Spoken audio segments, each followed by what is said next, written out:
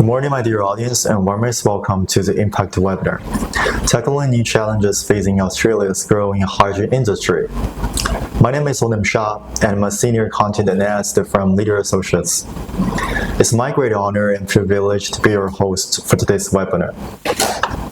This webinar is also a virtual session of Australia's largest and most influential green hydrogen event, Connecting Green Hydrogen APAC 2023, which will take place on July 25 and July 26 at Melbourne Convention and Exhibition Centre. In addition to your participation in today's webinar, we also look forward to meeting in person at this flagship hydrogen event, which brings together the highest level decision makers across the entire hydrogen value chains, including Osaka Gas, RNG Energy, FFI, Arotino Aluminum, Sumitomo Corporation, ADCO, Engine, J-Power, Intercontinental Energy, Arica, to discuss the latest innovations and fuel your business future by meaningful connections. As we all know, the global energy transition has gained a sharper edge with the landmark legislation passed by the US Congress, the Inflation Reduction Act, which introduced substantial incentives intensifying the competition for labor, materials, capital needed to revamp the renewable energy competition, including the promising domain of green hydrogen. As a front-runner in green hydrogen production and export, Australia's public and private sector has swiftly responded to these challenging circumstances. Recognizing the significance of maintaining competition, the Australian government has recently pledged a substantial investment of $2 billion Australian dollars to accelerate the development of the country's hydrogen industry. During this webinar, we'll shed light on investments preference, technology innovations, and labor allocations within the hydrogen industry. Our goal is not only to position Australia as a forefront of the global race, but also transform challenges into opportunities, propelling nations into renewable supercycle as the major suppliers. During this webinar, I also encourage all of you guys to actively engage in our discussion, ask thought-provoking questions, and share your invaluable insights. Together, let's chart a future-proof pathway that enables Australia's success in the hydrogen sector and capitalize on the potential that within the rapidly evolving industry here. Now, without further ado, I would like to invite our opening keynote speaker on stage, Ms. Selena Uibo, Minister for Renewables and Energy as a Northern Territory government. Ms. Selena Uibo will provide us with an overview of the current status of the Northern Territory's hydrogen sector and the government's vital roles in creating a supportive regulatory and policy landscape to scale up Australia's hydrogen project. Hi, Selena. The floor is open for you right now. Welcome. Thank you for the invitation to address participants in today's webinar. I'm delighted to be asked to present on the topic, Optimising Australia's Pathway to Being Global Hydrogen Leader.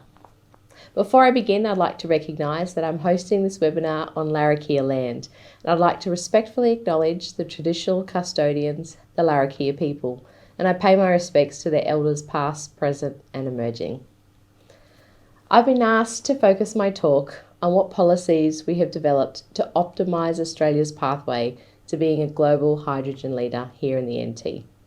I'm heartened to report that we are seeing true collaboration and engagement among all Australian jurisdictions. We are working together to maximise Australia's competitive advantage globally and to grow rather than split the collaborative national hydrogen investment.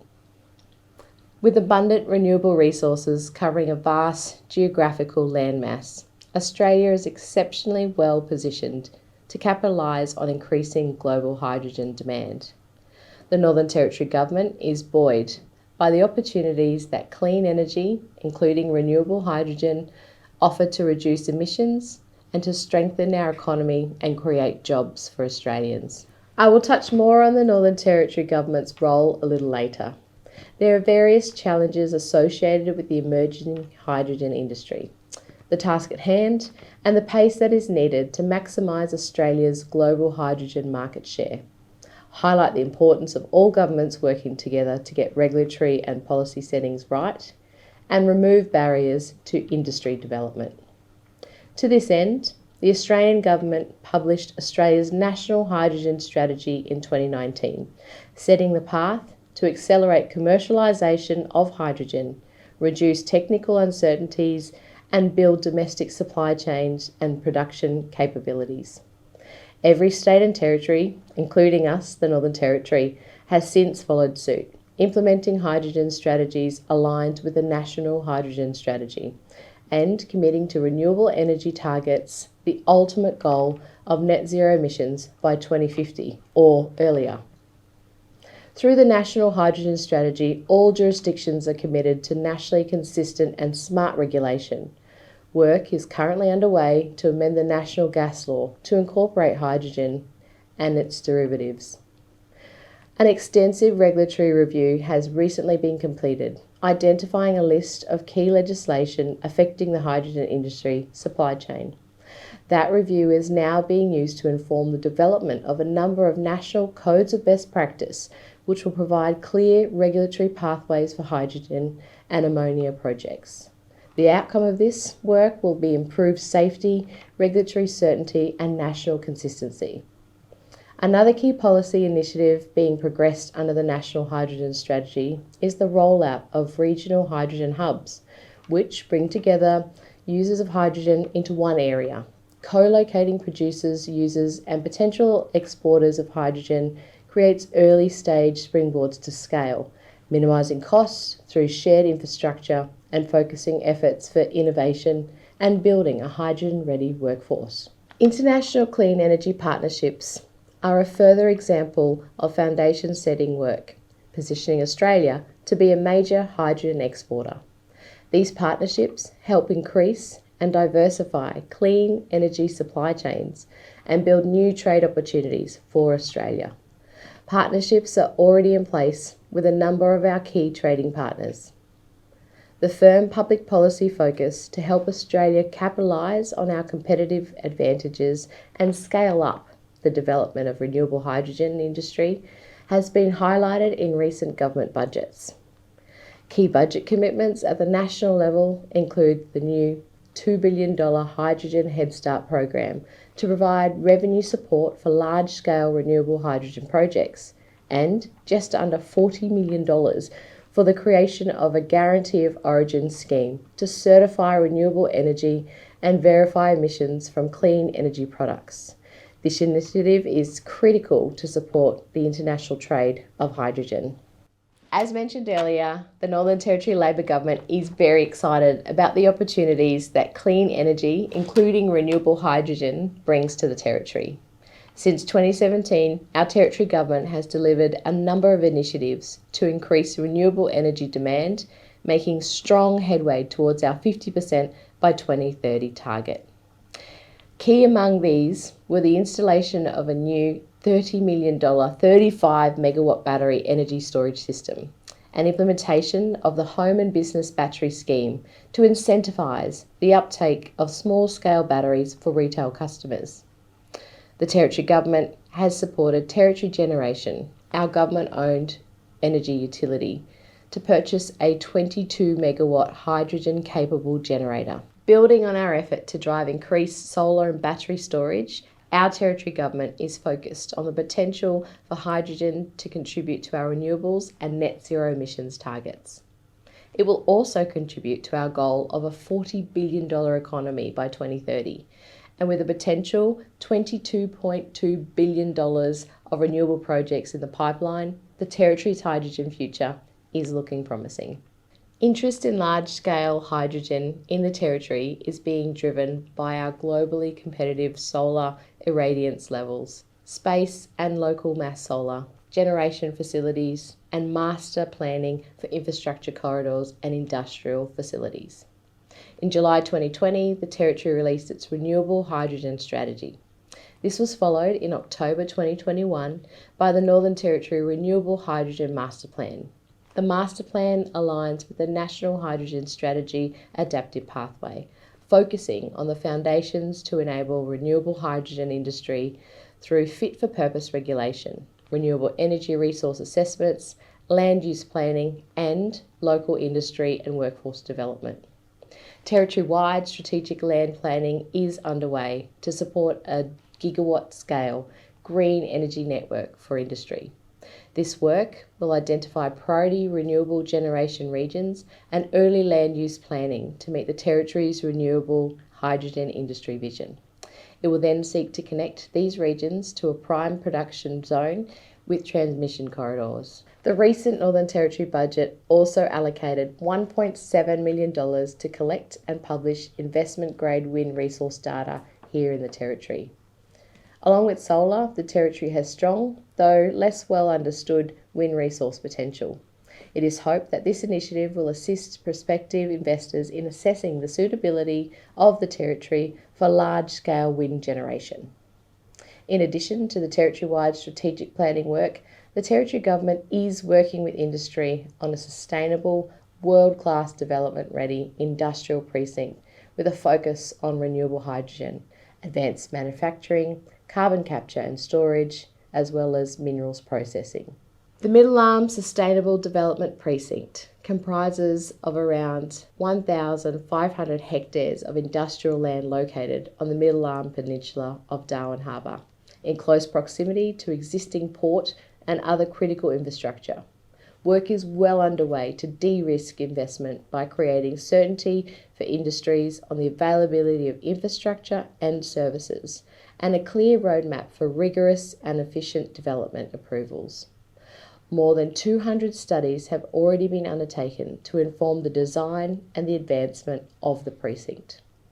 The Australian Government has committed $1.5 billion of marine infrastructure for the precinct, including modular, offloading facility, common user wharf, and widening of shipping channels. Along with the enabling policy and funding initiatives, various large-scale renewable and hydrogen projects are currently being progressed here in the Territory. The Northern Territory and the Australian governments have awarded major project status to the 20 gigawatt and 12,000 hectare Sun Cable solar farm and the battery storage facility. The world's largest solar storage and transmission system project proposes to transmit renewable energy from the Territory's central region through a 4,200 kilometre high voltage direct current cable to Darwin and beyond. The Larrakia Energy and Larrakia Development Corporation joint venture is progressing a plan, and that is to build a 300 megawatt solar farm in the Darwin region. Once constructed, the project will be Australia's largest Aboriginal-owned solar farm. Total Erin's Darwin H2 Hub project proposes 2 gigawatts of solar PV generation and power 1 gigawatt green hydrogen electrolyser and aims to produce 80,000 tonnes of hydrogen per year to export. Pavaris's Tiwi H2 project proposes phased development of up to 28 gigawatts of solar capacity, producing 100,000 tonnes of hydrogen per year to export to Asia. In closing, it's been a pleasure to share some of these key enabling policy initiatives and associated funding commitments that are paving the way for commercialisation of export-scale hydrogen industry, and also to demonstrate these initiatives are translating into significant pipeline of renewable energy and green hydrogen projects in the Territory. I've only had time to touch just on the surface. There are many more exciting initiatives being progressed across the nation.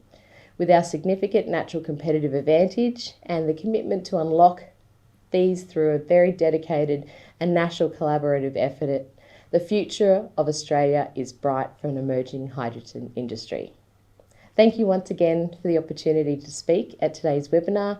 The Northern Territory Government is optimistic and very proud to be part of the national efforts in optimising Australia's pathway to being a global leader in the renewable hydrogen industry. So after learning the hydrogen landscape in North Territory, let's zoom in and have a first look at Queensland, the state that's leading Australia hydrogen development by advanced strategy and large amount of hydrogen project in their pipeline. So in the next keynote speech, Mr. Kahil Lloyd, Executive Director Hydrogen from Department of Energy Public Works of Queensland, will deliver a speech on putting Queensland at the forefront of renewable hydrogen production by 2030, key policy and initiative updates. And now let's welcome Kahil on stage.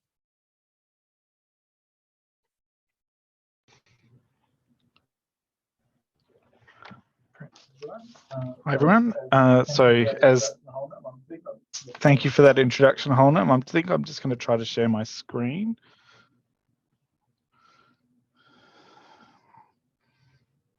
Window, there we go. Hopefully everyone can see that. Has it come up? No. No. Yes. No. Try again.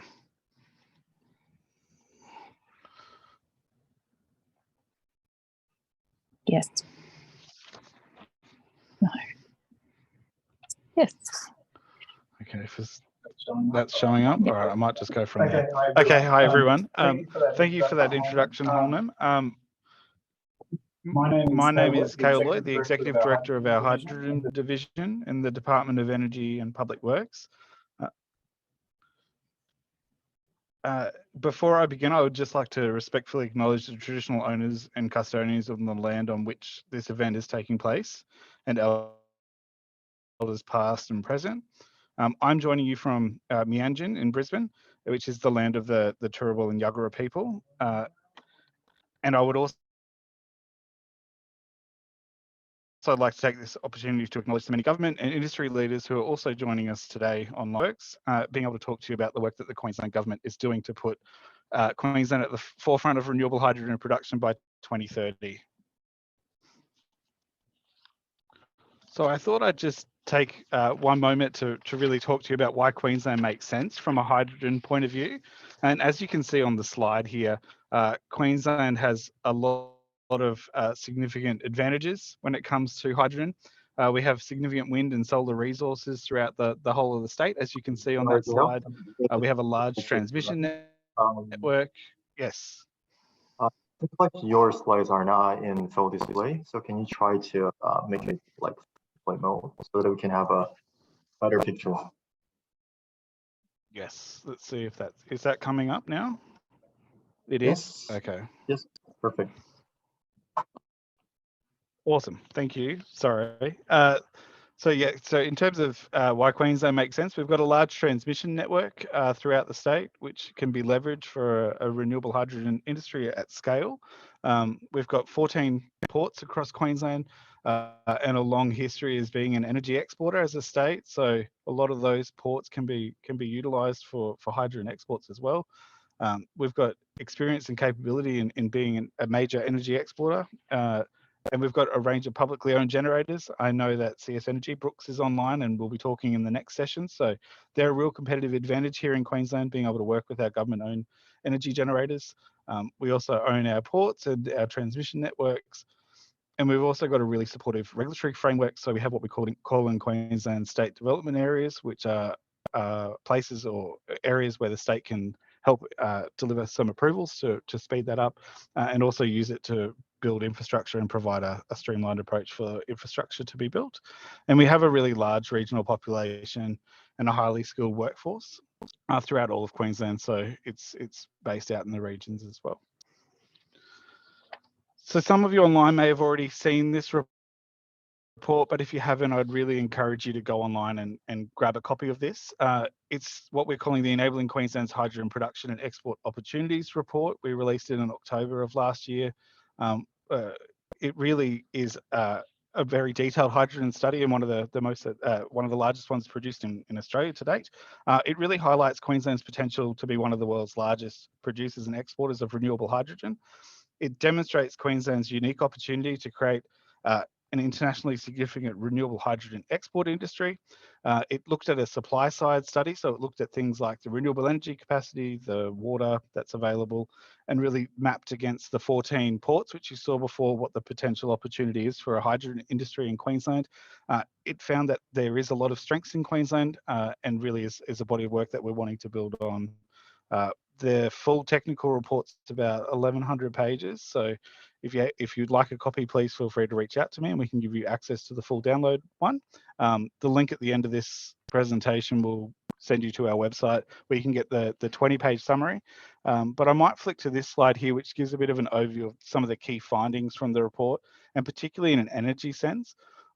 What the report says is that there is a significant opportunity for hydrogen in Queensland if we can unlock those renewable energy zones. The report looked at how much is already needed to go to domestic decarbonisation. So that's what this the kind of grey boxes are on the side here, but also the blue shows the potential that's available for hydrogen.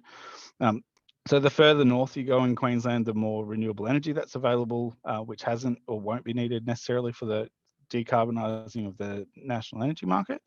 So this report's a really good foundational piece to create that kind of shared language with industry and what the future potential is for hydrogen in the state. So if you haven't downloaded a copy of it, please let us know, and happy to provide you the full report.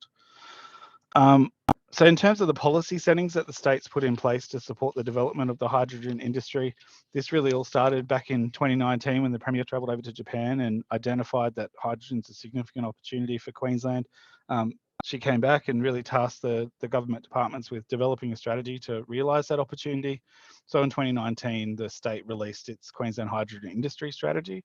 It has 5 key focus areas as part of that, so supporting innovation, facilitating private sector investment, making sure the policy framework and the settings are right as another key aspect, building community awareness and confidence, and the skills piece obviously critical to ensure that we've got the workers for the industry to realise those opportunities.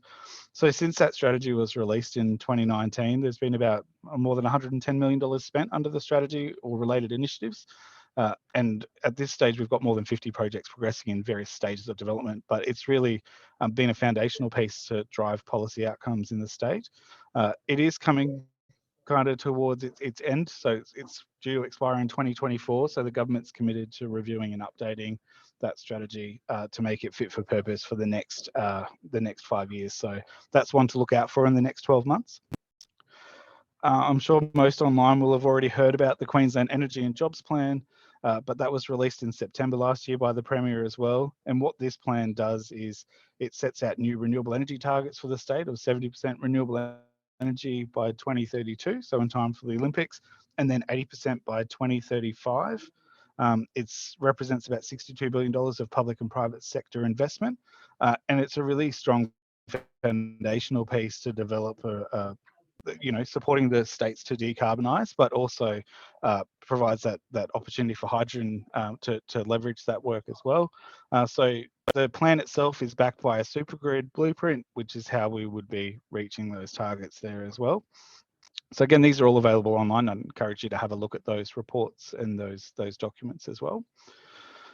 So hydrogen itself has a key role, particularly in Action 1.6 of that Energy and Jobs Plan. And this is a lot of the work which my team is working through at the moment and leading across government. So there's 5 key actions in the plan around hydrogen to realise the opportunities. So the government's provided us with around $15 million to do some more planning around the hydrogen hubs, particularly in key locations. So that will be a range of technical studies to look at how we can unlock the opportunity.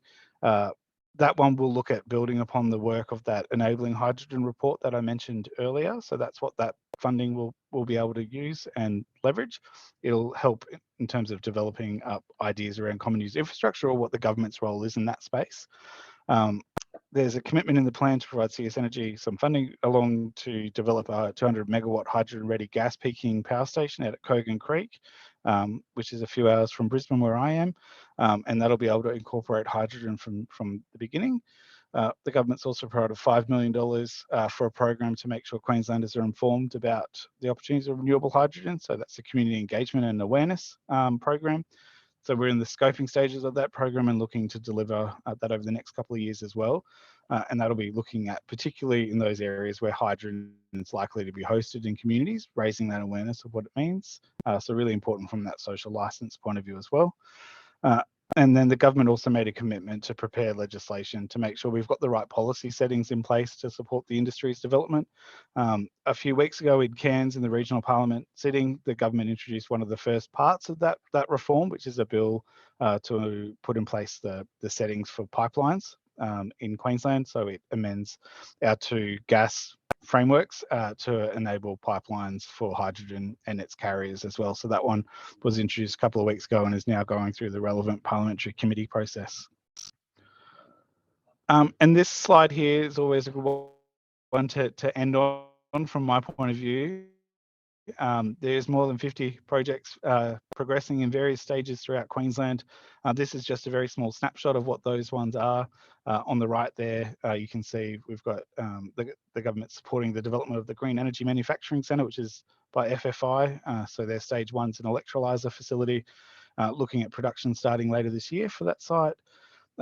STAM, also another one of our government-owned energy corporations, is progressing well with their CQH2 project with a range of joint venture partners from Japan and elsewhere. So that one's progressing through its feasibility processes, targeting financial investment decision in the not-too-distant future as well. And then CS Energy, and I'm sure Brooks will probably talk to this one a little bit later on as well, but they're developing a Kogan renewable demonstration plant out near Chinchilla. So that one's being supported by the government's Queensland Renewable Energy and Hydrogen Jobs Fund as well. So they're starting, site is targeting practical completion as well in the not too distant future as well on that one. And that's it from me. I'm very happy to take some questions if there's time for that as well, but really appreciate the opportunity to talk to you all today. And that QR code will take you to our website where you can download all those documents that I mentioned.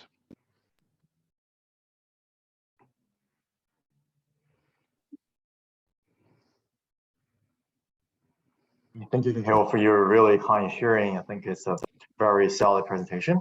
And during your presentation, we do have received so many questions from our audience, and I'm sure you're sticking to have your answers. So the first question that I'm personally curious about is, over the past 15 years, Queensland has developed a really global leading LNG export industry. So what lessons do you think can be learned for the emerging hydrogen industry in Queensland and also in the whole Australia landscape? Yeah, great. I think what first and foremost, I think setting up of an LNG industry or establishing an LNG industry with in Queensland shows is that Queensland has the demonstrated capability to set up a new emerging industry. So I think that should give confidence to investors about the state's role in supporting the development of an industry. But I also think that there's a lot of lessons to learn from how that development came together and what the role potentially is for government around supporting industry's development. I think from a social license point of view, the collaboration will be really critical to the industry's success.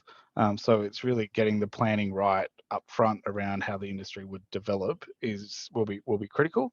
So things like corridors to plan for the infrastructure that's required, whether you can oversize that to be able to make sure that it can cater to multiple uses, I think will be really, really critical factor that's there.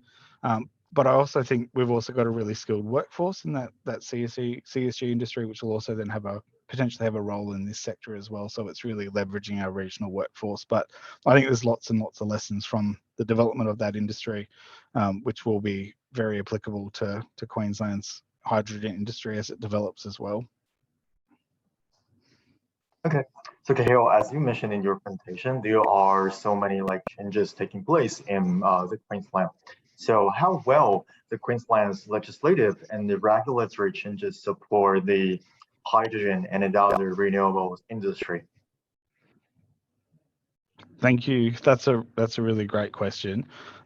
So as I mentioned in my presentation, a couple of weeks ago, we introduced a bill into the Parliament around getting pipeline frameworks or pipeline licensing framework in place for hydrogen developments in Queensland.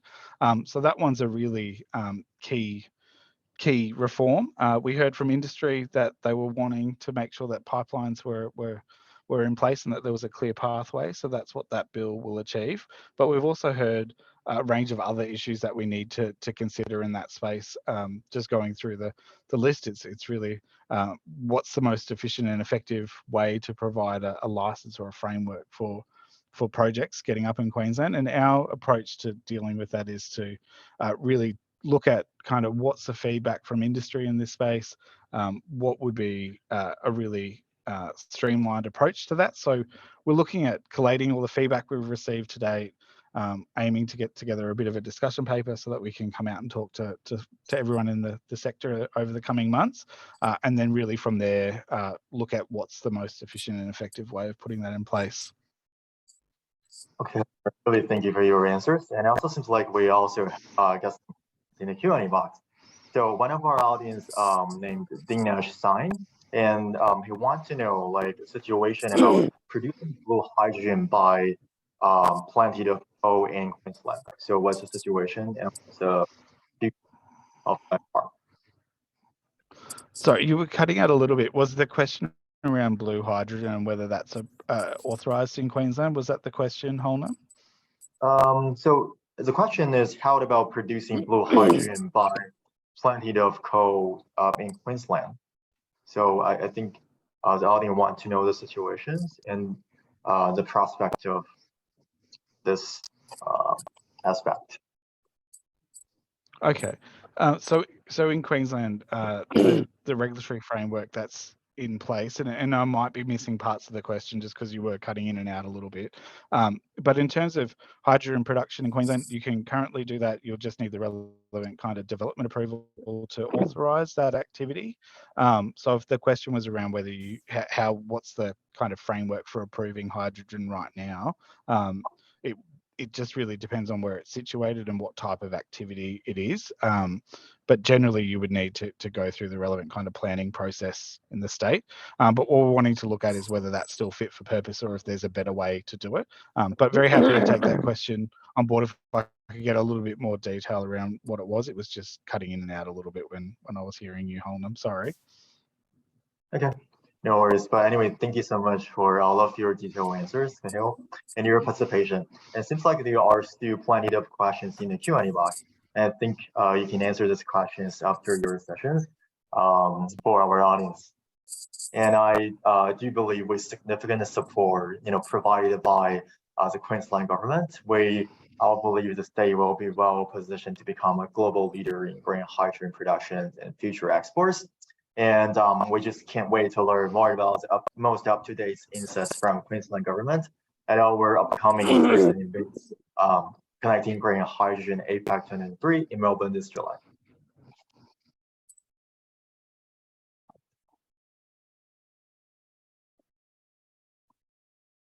Okay, so as we all know, international R&D partnership actually plays an instrumental role in strengthening the international hydrogen supply chain and effectively reduce the cost of producing green hydrogen. So in another keynote speech, Mr. Don O'Sullivan, International Hydrogen Research Collaboration from CSIRO, will deliver a keynote speech on how international R&D partnerships can help meet hydrogen aspirations. And now let's welcome Dan on stage.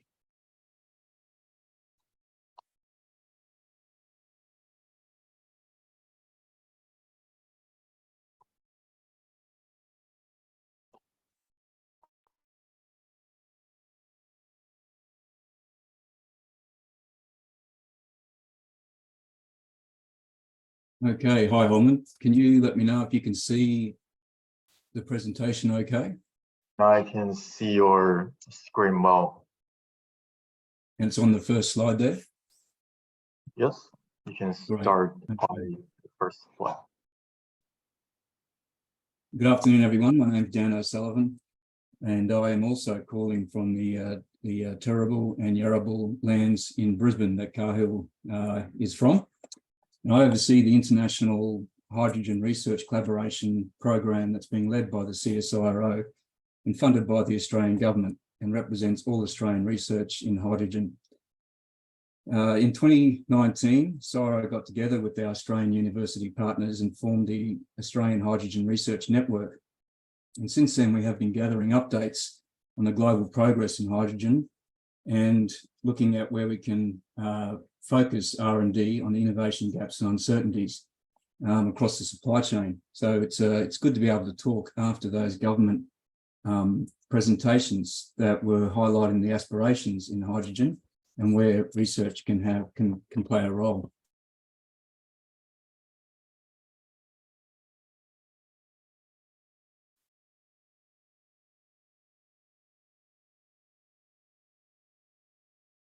Just trying to move to the next slide.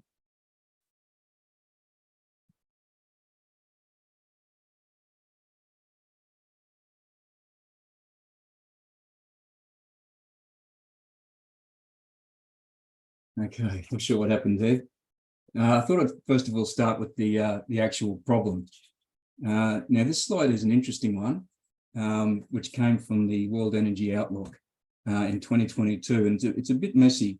But the reason I like it is it gives a good description of the current tensions that are going on between energy infrastructure planning and aspirations, and the energy trilemma, basically, in trying to reduce emissions and security at cost, which was hard enough. But then we had Russia come in and invade Ukraine, and you can see a massive uptick at the end there in terms of cost.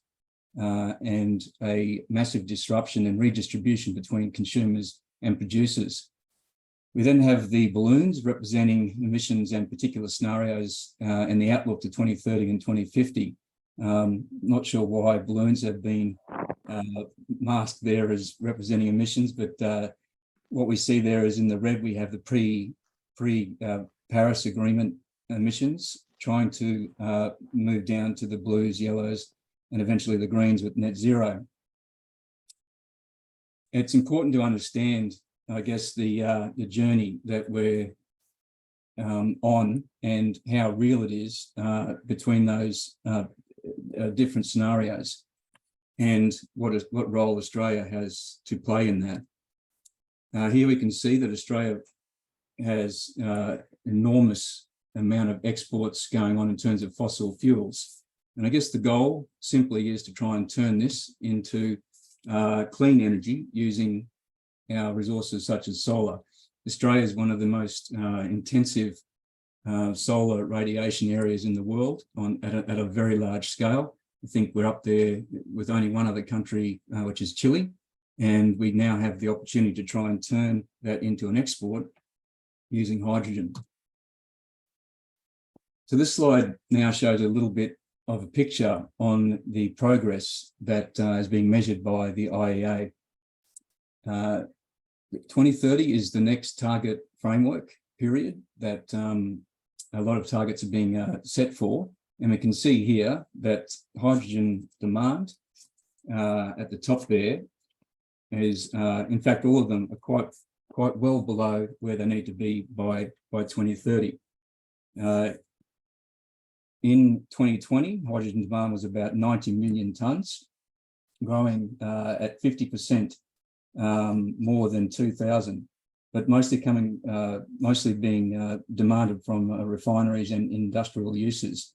And what we need to see is an adoption more of new applications, such as the bottom one there, with fuel cells, electric vehicles. Again, this is quite below where it needs to be. On the supply there, with electrolysis and fossil fuels, we're currently seeing that 17 megatons, well below where it needs to be in terms of 80 megatons, and currently almost all hydrogen production is coming from fossil fuels, with 80% from methane. In addition, the IEA has highlighted the importance of international cooperation to help move those blue bars out further. And they've also noted that 88% of the cumulative emissions that need to be reduced up and out to 2050 will come from emerging technologies that don't exist yet. And finally, a point here is on the funding, is that they've measured or highlighted that there's $25 billion in global funding going towards R&D, but we need to be somewhere up around $90 billion. So why is R&D so important? Basically, we know that we will not be able to transition by ourselves. The importance of a proper R&D can be seen through individual cases, like the famous story of DuPont being able to adapt itself so well over the many years, to public examples across the military, health, and space exploration. We need both. And R&D initiatives need to be managed carefully with a lot of planning and sharing of our cumulative experiences. If we collaborate well, we can avoid duplication of effort, leverage existing capability and infrastructure and talent, pool capital and risks, and support international relationship building. So we've been out there in the last couple of years looking at the global scene and which countries overseas are more advanced than us in certain technologies, where Australia is leading and where we have matched interest. And we need some kind of overarching governance on this, with lots of ideas to make research as cost effective as possible. So this slide shows one of our first steps we did to set up the program that I'm working on, where we completed a capabilities assessment of research going on around the world.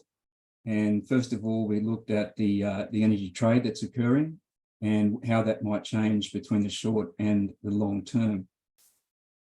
The second other criteria we used, I'll discuss in the next slide.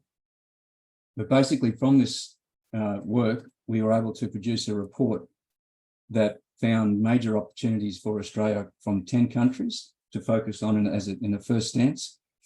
And the work was published last year by the Mission Innovation, which was an initiative set up after the Paris Agreement involving 26 countries. And we hope to continue this type of analysis going forward. If you're after a copy of that report and other work, the link is provided there. So basically, when we come to a system or a framework to be able to look at our opportunities, we're using this framework here, where there's three main buckets in terms of analysing innovation. And that is looking at publications in the country, the IP, which is the patent activities, and the actual projects on the ground. We're also looking at strategic alignment between policies and government funding. Are they going to be importing hydrogen? Are they a neighbour in the Asia Pacific? And do we already have international partnerships, research partnerships set up? So this slide now describes a bit, the 5 components of the program I'm working on. In this box here, these are the 10 countries that we are reaching out to at the moment. First of all, we did the scans on those 10 countries that I just talked about to identify them. And then we're conducting delegations out to each country. We completed 5 last year to Germany, UK, Japan, France, and USA. And this year we're focusing on Korea, South Korea, Singapore, and India. And from these delegations, as a default KPI, we hope to identify 40 researchers that can go back over to these countries and do a research in those areas that were identified by the delegations. We have an EOI out that was put out about a year ago, and we've identified 22 researchers already and have about 18 spaces left to fill our target there. And we also conducted our first International Hydrogen Research Conference in February this year, which was very successful. That was sold out and had over 50 international researchers come in and start to conference in one place all the things that we are doing.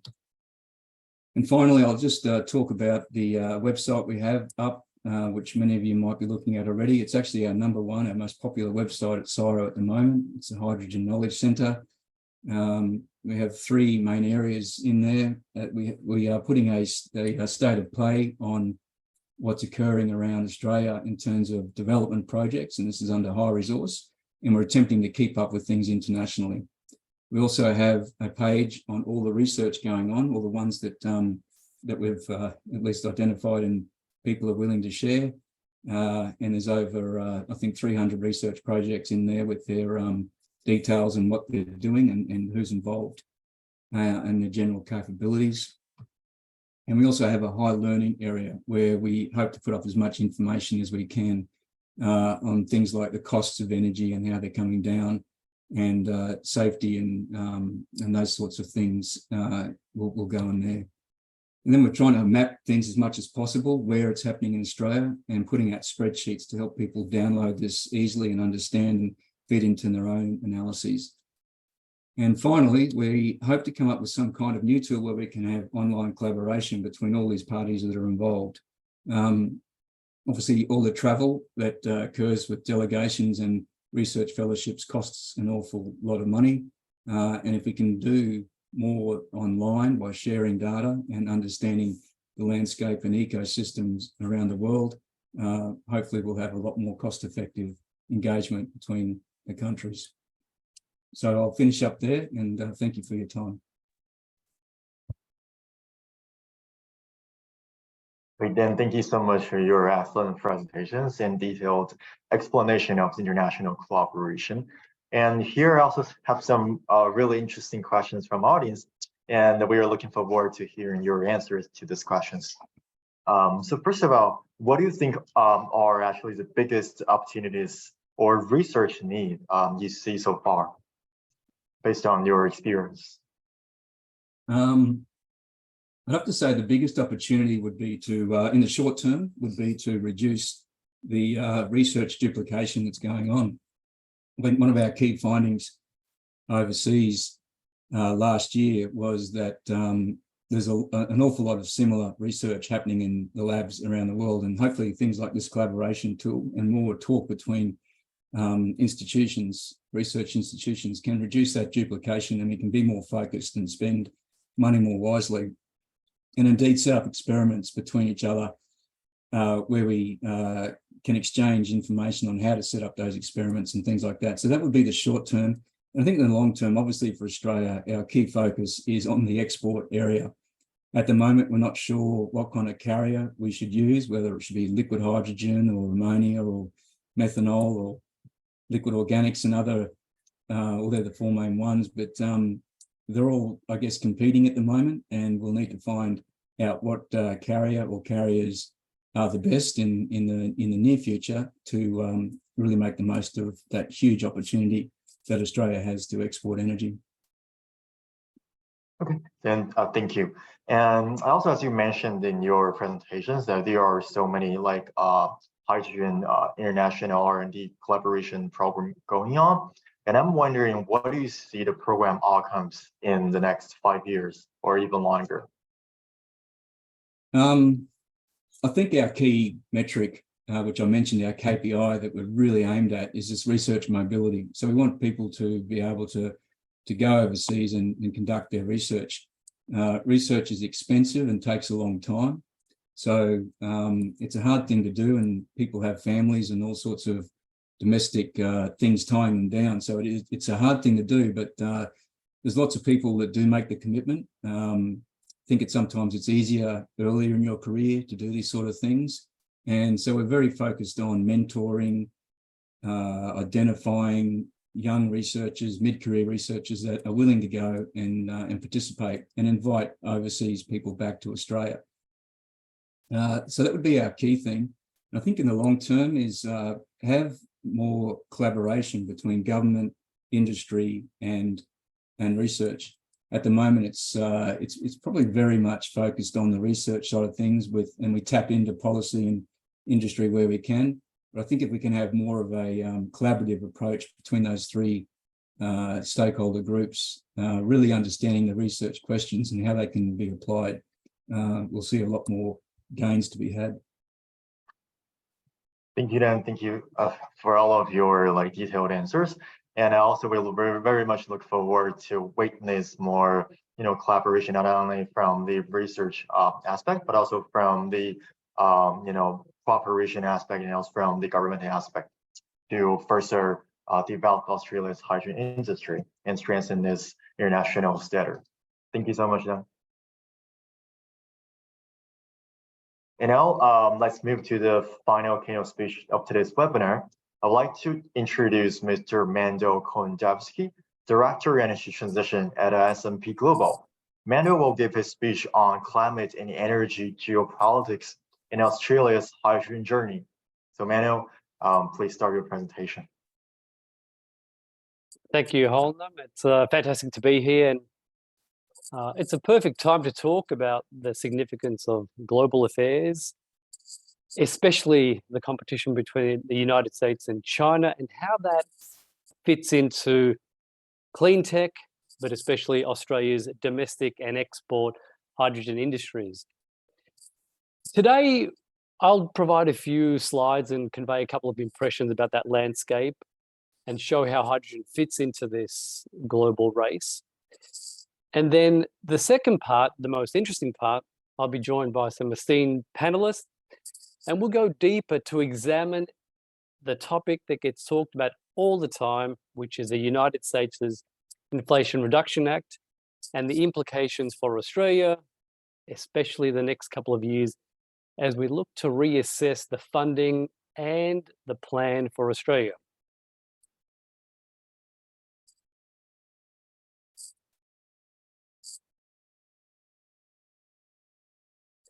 Let me know when you can see my screen. We can see your screen very well, and it's in full display right now. Everything's perfect. Fantastic. Thank you, Holman. Look, a bit about S&P Global. Don't want to dwell on it too much, but we are from Commodity Insights within this family. And that means we track all the traditional commodities coupled with the new energy solutions every day to give our clients data and reports and outlooks on that. You can have a talk to us about that later, but for today, let's begin by just pulling back and understanding the challenge that's ahead over the next decade especially. Now, global emissions generally have to peak, well, they have to peak by 2025, and they'll be reduced by at least 50% or close to 50% by the end of this decade if the world is not to exceed the 1.5 degree scenario as agreed at the Paris conference. The good news is that there are many solutions that are already here. Reducing fossil fuels, energy efficiency, electrification, and then looking to the alternatives such as hydrogen, because these opportunities can do some of the heavy lifting in the traditionally harder to abate sectors such as heavy industry and heavy transportation.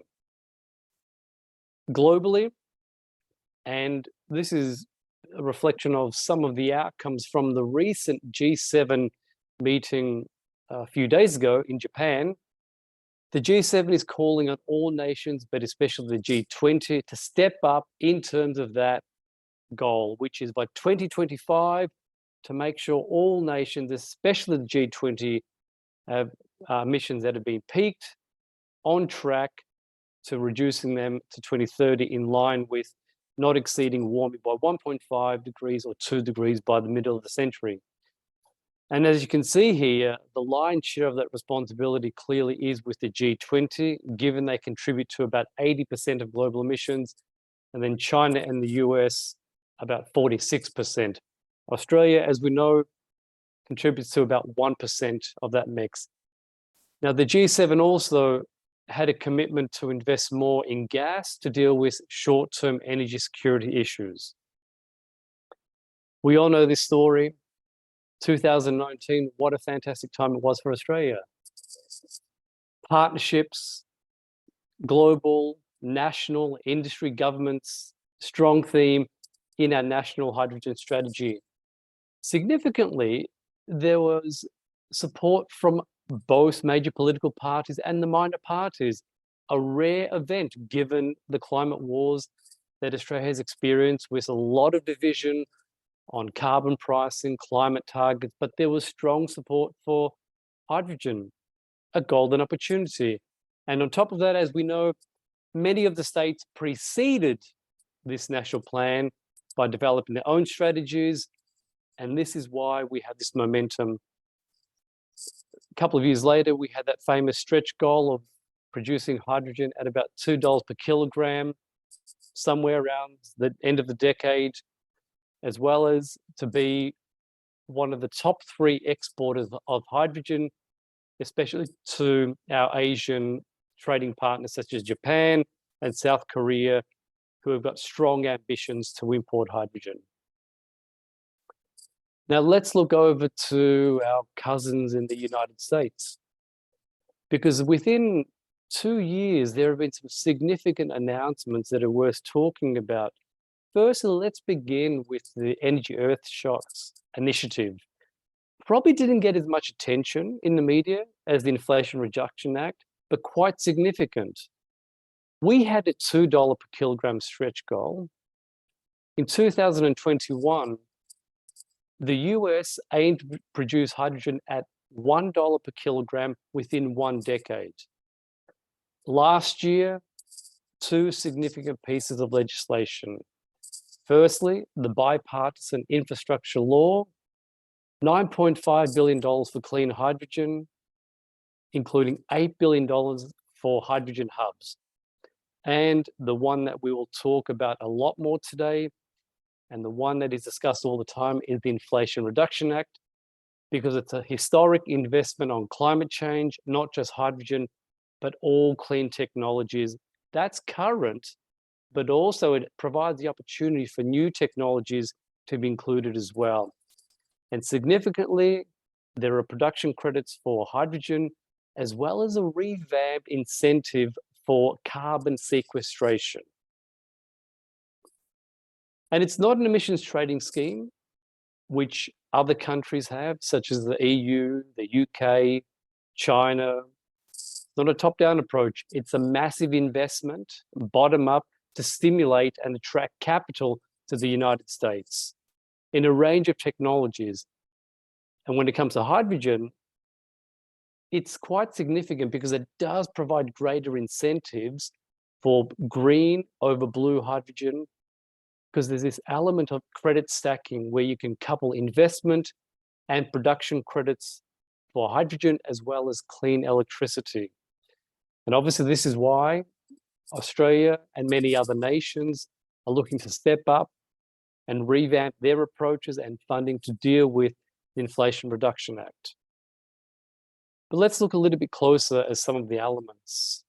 In blue, you have some of the production credits: hydrogen, clean electricity, energy storage.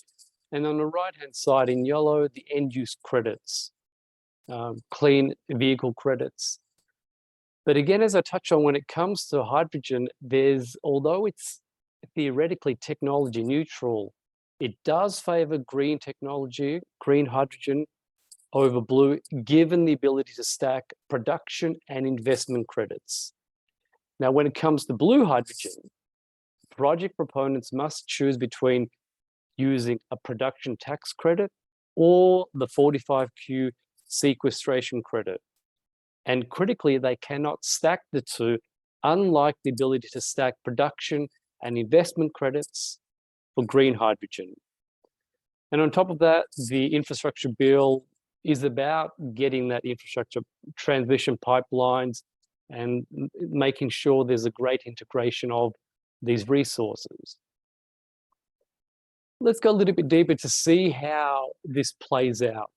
Here's an example of one state, but there's analysis we have for all of the states, and it's quite significant comparing blue and green, the levelized cost of hydrogen. On the left-hand side, the first 4 are blue hydrogen, SMR obviously, and we're applying the 45Q credits. On the right-hand side, looking at wind, hydrogen produced from wind, but the one you should look at very close to the one on the far right is dedicated onshore wind with the wind production credit. And look at what you come down to. This is what is at stake. Getting the cost of hydrogen under $1 and 30 cents in this case when you stack the wind production credit. Now, in addition to the quantum of funding that's here, which is historic, and by the way, that funding, which has been assessed at about $369 billion from the Congressional Budget Office, has been revised by some external assessments, could be close to $1 trillion give or take, because it depends on how much capital it does attract over the next decade. And if you look at the two schemes side by side, there's a lot of certainty, massive funding and incentives. But hub development is expected to take place over this next decade and completed within one decade by 2033. But the hydrogen production credits can be paid out to 2043. And the sequestration credits, which actually last for 12 years, the last one could be paid in 2045. It's that certainty and the quantum of funding coupled with the massive incentives which are getting much intentioned and have not been matched yet by other countries. Let's get back to Australia. This is the latest assessment on our journey into last year. And as we can see, we're slipping a little bit compared to previous assessments, given what is taking place around the world, not just in the United States, but in other countries as well. So we need to pick up the pace, but especially to start to lock in more projects that can get to final investment decisions. That's the holy grail, and much faster than we have been doing. So as we know, a couple of weeks ago, the national budget had a $2 billion injection in a small attempt, and we'll discuss this with the panel shortly, maybe bigger than I anticipate, to counter the Inflation Reduction Act. The details will follow. It's most likely there will be production credits, just like the IRA, and a couple of agencies will run this. And it's significant. We are waiting for more details, as I said. And the expectation is there'll be 2 or 3 production projects that will be supported through this investment. Now let's pull all of this back and to round off the conversation to understand where the Inflation Reduction Act, hydrogen fit in. And that simply is, for the United States, more than just clean technology, but how clean technology is part of their broader ambitions for global supremacy, especially competition with China. Below is the CHIPS and Science Act, which is also passed. CHIPS stands for creating helpful incentives for the production of semiconductors. Obviously, this is a way to counter the dependence on supply chains, especially the tension in Taiwan, and producing more local semiconductors in the United States. And at the same time, the United States' national security strategy clearly states their aims over the next decade, which is to outcompete China.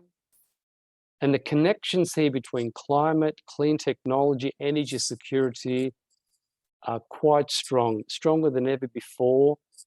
And it's within this framework that the United States Inflation Reduction Act has a critical role. And just a few days ago, hot off the press, another announcement. We had the AUKUS announcement a little while ago, but on the sidelines of the G7 summit in Japan just recently, there was also this announcement, what's known as the third pillar of our alliance with the United States, the Climate Critical Minerals Compact. And that all is about making sure, again, that Australia can get a lot closer with the United States. Now, significantly, here are a couple of quotes from our Prime Minister, why this matters for Australia. Because it's going to treat domestic supply as an activity, or hopefully, if it gets approved by Congress with support of the President, as domestic activity in the United States. It's only Canada who has this support at the moment. And according to our Prime Minister, he says, quote, and if you think about industries like hydrogen, without that support, there will be a massive incentive for hydrogen-based industries to be based in the United States. And this is the question, will we be able to compete with the Inflation Reduction Act? To what level? Or are we more likely to continually get co-opted into the United States' domestic industry, which has some benefits? Maybe we're lucky to have a combination of both. Now I'd like to welcome my panelists. If they could, got a few of them here with us. And as I said, we're going to continue this conversation to get a little bit deeper on the implications of the Inflation Reduction Act for our domestic and export industry. We'll go through a conversation at the end of that. Towards the end of that conversation, we'll have Q&As, and I'll come back to the panelists for their final observations. But let's introduce our panelists. Panelists, can you introduce yourselves, your company, and give us a bit of a feel of some of the work you're undertaking in hydrogen? We've got Cameron from Arena. Cameron, you first, please. Thanks, Mendo. Nice to be here. Yeah, my name's Cameron Kelly. I'm the General Counsel at the Australian Renewable Energy Agency, ARENA. We have been actively supporting a number of projects in the green hydrogen space for a couple of years now, but I won't talk to them at the moment, but suffice to say that it's a very active and engaging topic at the agency at the moment. Thank you, Cameron. And of course, everybody knows ARENA. You're going to be one of those two agencies for this next chapter. So I'm sure you're getting called every second or every second minute at least from many of us and others in the industry. Brooks, over to you, please. Thanks, Mendo, and great to be here. My name's Brooks Musty, and I'm the Head of Future Energy Development at CS Energy. We're a government-owned corporation here in Queensland, and we are an integrated energy business with a range of assets, both operating and in development, and certainly in the growth space for us. Includes some assets in hydrogen, which was spoken about earlier, in particular our Kogan renewable hydrogen demonstration plant, along with our Brigalow gas peaker as well, which is also hydrogen capable. So excited to talk about all things hydrogen this afternoon. Thanks, Brooks. Selena, over to you.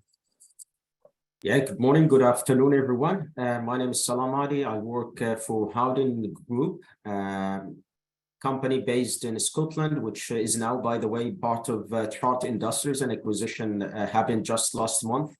I lead the combined hydrogen global business for the two companies. We are basically a manufacturing company, so we do a number of key hydrogen and CCCU technologies, including hydrogen compression, hydrogen liquefaction, and storage, and as I said, also carbon capturing as well. Roughly operate from over 90 locations across the globe. We have been in Australia for decades, supporting different industries, oil and gas, power, mining, and recently as well the renewable energy, and in particular the hydrogen in different sectors, in the mobility, the green ammonia, and a number of other different industries. Thanks a lot. And Ryan, over to you, please. Yeah, good afternoon, everyone. Hope you're having a good webinar. My name is Ryan from Origin Energy. You'll know Origin as a large vertically integrated energy retailer and also an LNG producer and exporter. We also now have a business focused on future fuels, which is the part of the business I lead. In future fuels, we're aiming to create a scalable domestic and export hydrogen plays. And there's several of those that we have on the go at the moment. Probably the most advanced domestic one is the picture behind me, which is our Hunter Valley, or a picture of a Hunter Valley hydrogen hub, as we hope it will be built. That project is about halfway through FEED at the moment, and look forward to talking to you about that as we go along. But ultimately, our aim is to support that transition both domestically and internationally through hydrogen projects. Looking forward to the discussion. Thank you, Ryan. Thank you so much. Now, as I said, panelists, before we get into the heart of the IRA and Hydrogen Head Start, let's begin firstly by reflecting on our journey so far. So, what have we done well in Australia, including the states and the national government? And we can criticise the national government, and Cameron can have his view on that as well. Let's make it a lively conversation. But what are some of the gaps and what could we have done better? So the positives and negatives on our journey so far. Ryan, why don't you kick it off, please? Sure, happy to kick it off. I think, look, we should commend both state and federal governments where they have acted, and there's no doubt that they have. The challenge is that the action we've taken, in a sense, pales into insignificance when you see the sorts of activity that's been undertaken by the US in regards to the US IRA.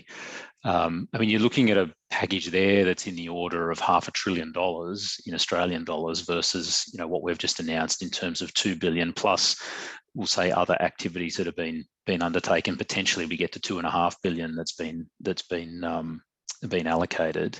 But I guess just to make a couple of comments about some areas that I think we should commend. We should commend the activity that's been done federally in relation to the activation projects through the hydrogen hubs activities that they have done, and you know that's an important. I think that's been an important first step in getting things moving. We should commend the state governments for the way that they continue to now focus on leveraging common use infrastructure and making sure that, you know, we are genuinely coming together as an industry to avoid duplication and make the most of what common use will do for the economics of the industry in its entirety and for the way Team Australia plays. And we should also commend some of the states where they've taken deliberate actions around reductions in, for example, network charges to enable grid-connected plays in the early days to start to get up and running. So I think, you know, we shouldn't be too hard across the board. There's been some very good activity that's taken place, and obviously we've seen more in the last month, and ideally we'll see more into the future. Thanks, Ryan. And when you talk about the states, which states stand out to you? Look, from my point of view, there's probably three key states that stand out for us. And to be fair, the reason why they stand out for us is it's where the majority of our activity is focused, and I'll work through them one by one. I think the energy and jobs plan that you see in Queensland has, you know, been a good point of coordination. You see lots of work being done up there, particularly around, you know, how to leverage the assets that Queensland has and how you look at common use infrastructure. I think when you look at somewhere like New South Wales, you see fairly innovative approaches of policy in relation to, you know, 90% reductions in network charges for existing capacity. You also see sort of a renewable gas incentive a policy that they've brought in, which also supports the injection or introduction of hydrogen. And then if we move across into South Australia, I think, you know, you've seen some very interesting moves. The draft bill that the South Australian government has put forward to create a one-stop shop to improve the speed of approvals, which is a key facet outside of financial support that we need to get right in Australia. So I think if you looked at those, I'd call out those three as sort of three areas where things are working well across those three states. Thanks, Ryan. Salah, what about your impressions? What have we done well and what could have been improved? Yeah, I think even that, you know, what we have as of today is not, I would say, up to the industry's ambitions. But frankly speaking, we can't, you know, simply forget that Australia has made some realistic progress in the hydrogen market so far. As a starting point, definitely Australia was one of the first countries in the world that issued their national hydrogen strategy back in 2019. This was you know, for us was a very important step. Yes, it needs regularly to be reviewed, updated, and revised in light of the other developments happening in the market. However, as I said, it is still a very important milestone in the hydrogen journey that Australia actually kicked off. I think also a key thing Australia has been doing is building key partnerships with whether on the government's level or the industry level as well. And we saw Australia building partnership with a number of key countries in the hydrogen space, including Japan, South Korea, and recently the Netherlands and Germany. Over this year, I think this step also has helped to show the potential role that Australia can play in the global hydrogen market, and in particular as a key exporting company for the low carbon hydrogen. An interesting aspect as well in the story is definitely the natural resources as well. And the story here for Australia is very simple. A country that has an attractive world-class wind and solar resources that can be used to produce hydrogen at very competitive prices in the medium, short, long term. But as well as also, and we can't forget this, the availability of minerals, special metals that are needed to manufacturing key technologies and components for the energy transition as the batteries or fuel cells as well. With that being said, of course, there are lots of challenges ahead of Australia in this market. But I mean, on top of everything, the fact that there is an urgent need to act fast is really the top one. Australia need to secure and maintain their leading position in the market, especially in Asia. And the challenge is, as we see, is that a delayed start could leave Australia really behind the game, with, I would say, limited opportunities for the hydrogen value chain in the country, and basically a mountain to climb, if decided later to break into what will be a well-established hydrogen ecosystem. But having said that, we're still really very optimistic based on what we have seen recently in the market to the country's ability really to step in and use the available capabilities and its location again to maintain its position in this exciting market. Okay, so just a quick follow-up. Yes, partnerships are fantastic. We mentioned international, national partnerships and momentum is fantastic. Strategy is clear, the resources, but often we probably lack the courage or maybe confidence to develop some meaningful targets. Many other countries around the world have supply and demand targets, including our trading partners. Do you think the lack of clear supply and demand targets has hindered our progress? Yeah, absolutely. This is one of the things indeed that we need to work on. And echoing what you said, there are other countries or regions actually ahead of the game, including as a good example for Europe, for example, have set clear goals for the next 10, 20 or 25 years. But then this needs a proper study to understand actually from one side the requirements internally and externally as well. While the focus I know has been when it comes to Australia is on the opportunities that the country has on the exporting, but also something that the country need to focus on is also decarbonizing the existing industries, right? Australia is, has a number of, a leading country in number of key industries, mining, power, LNG, and there is a need to decarbonize these industries in the future as well. Otherwise, it will put the position the country has at a risk. So in order again to come with realistic targets and meaningful, as you said, targets, a proper study for the local market needs, the global market growth is needed in order to come with what we can consider as realistic targets. Thank you, Salah. Brooks, over to you. Your reflections on our journey to this point. Yeah, I'd probably echo the large majority of sentiment from my other panelists, particularly in relation to what's worked. I think we need to acknowledge that as an industry, we've mobilised, and as a community, we've mobilised as well, and we've recognised our existing competitive advantage in a lot of areas, particularly in relation to making highest value use of some of those endowments. So, you know, we've spoken about things like location, we've spoken about things like connection, input resources, significant access to renewable energy infrastructure. The two that I think we have to highlight absolutely as well as our people, as well as our existing trade partners, as Salah said. You know, I think at times it's very easy to overlook that there are existing trade flows in place that will make path to market and commercialization easier in certain circumstances. But it's not all perfect as we've called out, and certainly in terms of some of the opportunities for improvement. I think continuing to find ways to better utilise common user infrastructure is absolutely important.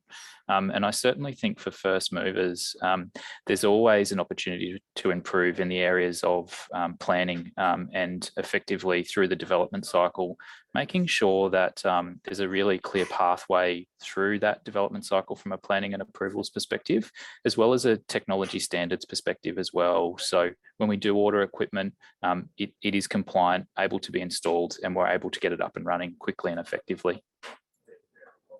So then what's the biggest message for state governments and the national government in terms of approval processes? Because they're quite different. We hear different stories, and everybody does in industries, how X state compared to that state takes a lot longer or different requirements. Shouldn't we get a better process in place for project development? I think every state's always going to have their own planning pathways that you need to follow, both locally at a state level and federally. I certainly think the clear message is, how do we collaborate? How do we engage in early conversations around what the challenges are, and how do we find a way through together? I think not being able to access information in a timely manner is typically a vacuum where people fill with their own thoughts rather than something else. Thank you, Brooks. And Cameron, lastly, over to you to get some of your impressions on our journey to this point, and obviously try and take off your ARENA hat as much as possible, although ARENA has been in the centre of this development. So what has worked, what has not? Yeah, no, thanks, Mendo.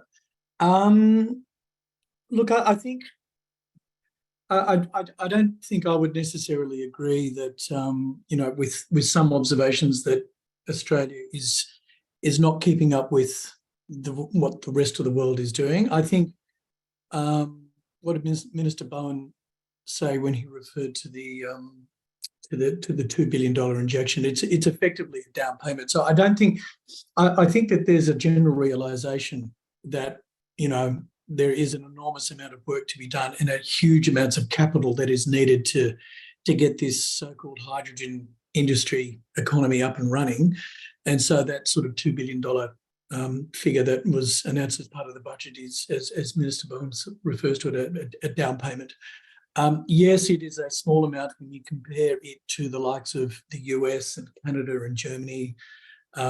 Those jurisdictions have made very significant announcements in recent months.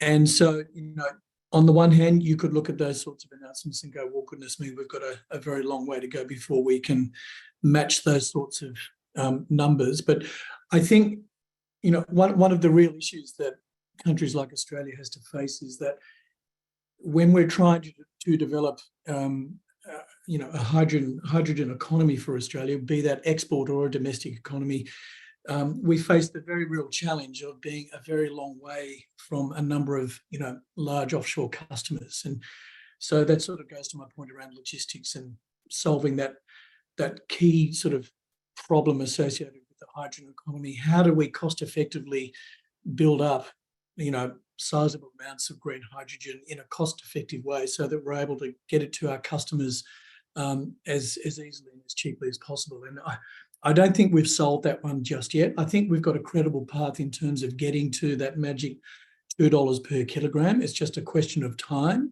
And it's a question of getting the cost of the raw materials like solar down to much lower than where they are at the moment. And I think some of the good work that organisations like my organisation is doing to support that is really useful. So the cost will come down, and that will also feed into the cost of things like electrolyzers. That will inevitably come down over time. But the key thing that we need to really worry about is logistics. How do we incentivise a viable export chain for green hydrogen? How do we get supply chains up and running? And I guess one of the big issues that we need to confront is how do we incentivise these so-called hydrogen renewable energy and hydrogen hubs that are being discussed. There's a number of them all over the country, but there's a lot of work to go before those sorts of assets can be repurposed from what they do now, which obviously is focused on gas and LNG and natural gas, to being hubs that are repurposed for hydrogen and things like ammonia.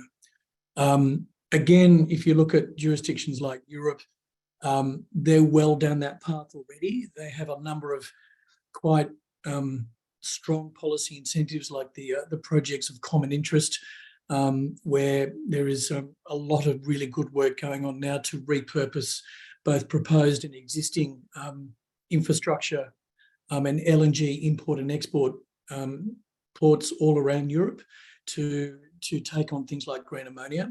Whereas I think here in Australia, we're really only at the very beginning of that journey. The only other point I'd make, Mendo, is the hydrogen strategy. Obviously the first iteration came out a couple of years ago.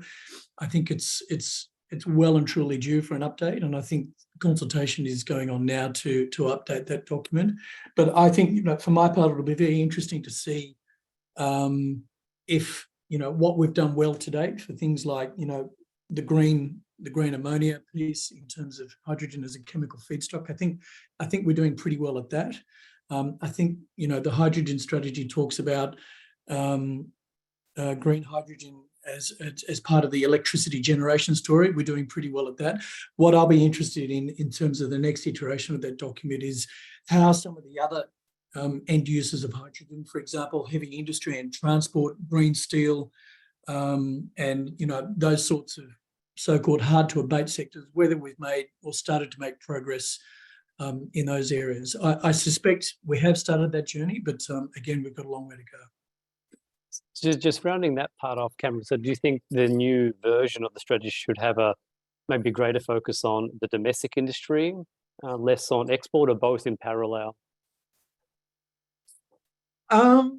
Yeah, look, I think you probably need to give attention to both. I think there has been quite some attention given to the export potential for things like green ammonia, just because the economics support the international transportation of hydrogen in the form of green ammonia, just simply because it's a more cost-effective way to do that than to transport hydrogen in another form.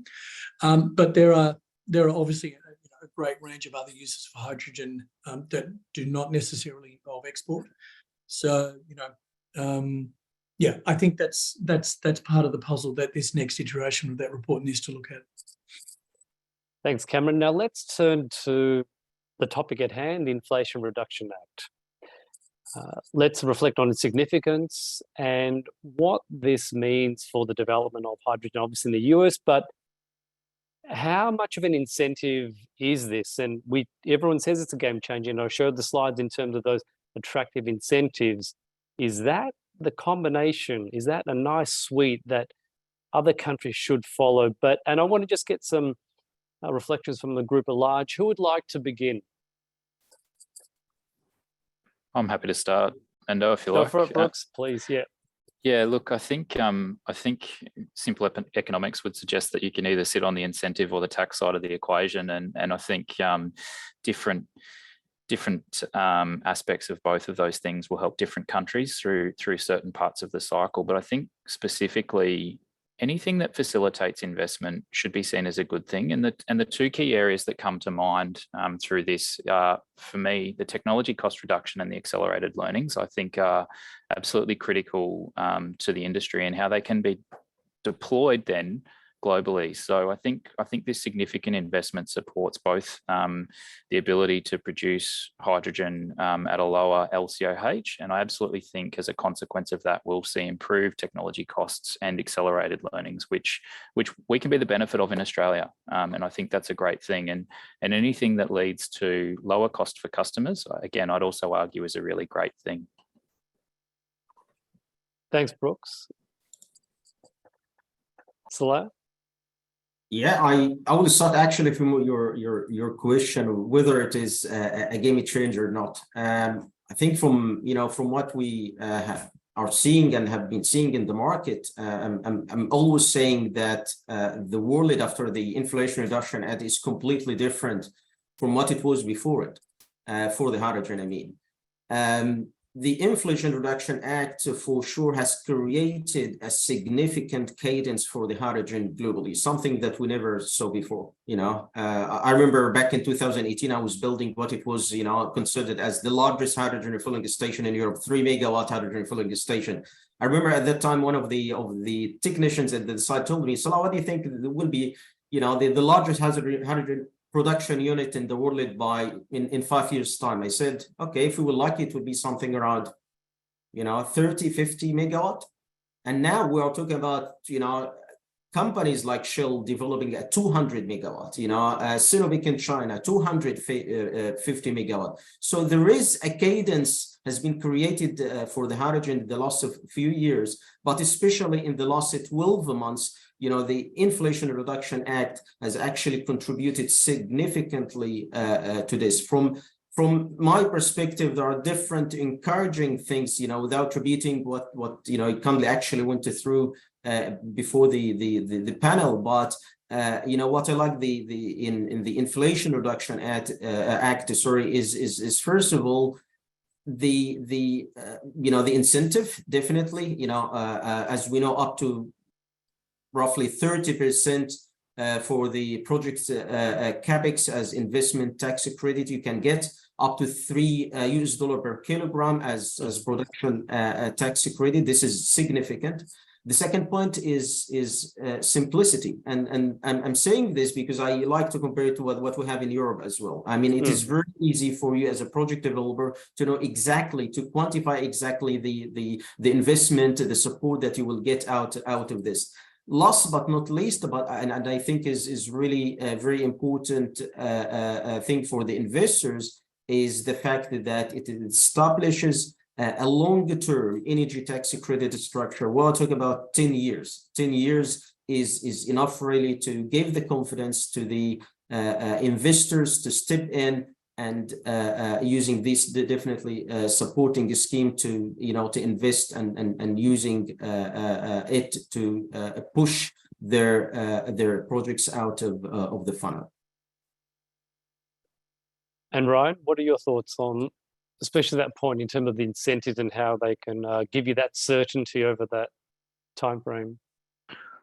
Look, I completely agree that the certainty and simplicity of being able to plug numbers into a model and sort of know exactly how that plays out is a very strong feature of the US IRA. I think, Mendo, to answer your earlier question, should other countries do something similar? I'd probably take a different approach to this and just stand back and say, if you believe climate change is real, if you believe that we need to act faster, not slower, then ultimately, yes, you need more countries to commit to innovative policy where it's a mix of this concept, as Salah said, of certainty and simplicity, of speed of being able to deliver the incentives and the quantity of the incentives. I think if you can find the right balance of that, I don't think I'm qualified or skilled to comment on whether other countries should adopt something exactly the same, but I think the concept of other countries looking at their own competitive advantages, as Australia should do, and then applying a set of policies that adopts a very similar approach that says we want to decarbonise faster, we want to do it in the most effective way, then I absolutely agree we should see more countries doing that. So Ryan, just on that, I mean, it's pretty clear the speed, the the signal it sends, the capital flows go to the US already within this year are significant. Some estimates state that there are about 31 US states that will stand to benefit from these projects on clean technology in general, including hydrogen, and about 100,000 jobs already will be supported and created. That's just the current assessments in the US. Now, the criticism, though, is should there be these, and the criticism in the US, by the way, and in other countries, that should you incentivize mature industries such as solar and wind? Now, that's contentious, but I think what you said before is that given the urgency of addressing climate change in this decade, in this couple of years, it is a sufficient trade-off. Yes, they might be mature, but you still need to accelerate the development. On that point, Cameron, and again, in terms of thinking about what the government here could do, is that a good trade-off to keep incentivizing clean energy, clean renewables with clean hydrogen? Yeah, look, I think it is. I mean, I think it's a well-known fact that solar and wind, as technologies stand up on their own now, that has been a remarkable success story in terms of the reduction of their costs. And it's well known and generally accepted that those two forms of generation are, amongst the cheapest, if not the cheapest forms of generation around. So, really job done there, and really no further need for the likes of ARENA to support onshore wind and solar. I think the trick to this discussion is that, and one of the reasons why we have this funding round called ultra low cost solar, and it goes back to my previous point, if we want to get hydrogen down to, really cost competitive prices, less than $2 a kilo, we really need to get things like, the raw material providing the green hydrogen, in this case, large, big quantities of solar at a super, super cheap price. Half the cost of where it sits now, even 2/3 lower than where it is now. So we get ultra low cost solar. That's why we've gone to the market for a funding round to do some really, really good, clever research with a number of universities to get to that really low cost figure. And we think we'll get there. It's just a question of time. So that's my point around, support for things like solar. The only other point I would make, there's obviously a lot of discussion around the US IRA and the big headline numbers, and the numbers there are truly impressive. But I don't think we should forget what other jurisdictions such as the EU are doing. So, if you look at Germany has always been a leader in this space, and they have one of the first ever contract for different CFD schemes. Mm-hmm. There's a range of policy levers that are available to governments around the world to incentivize this green hydrogen story. The US have elected to follow these production tax credits. Germany has got this German H2 Global so-called double auction program, which employs contracts for difference. And then you've got things like the EU Hydrogen Bank. I think the figure is around 800 or 900 million euro to support pilot auctions, again, employing CFD type instruments. And what are we going to use in Australia to deploy? Well, that's to be worked out over the coming months. But I guess the point I'd make is there's a range of policy levers. The production tax credit in the US is one, but here in Australia we've had enormous success relative to our size in terms of deploying things like contracts for difference. So, to the extent jurisdictions around the world are using contracts for difference, I'd say watch that space.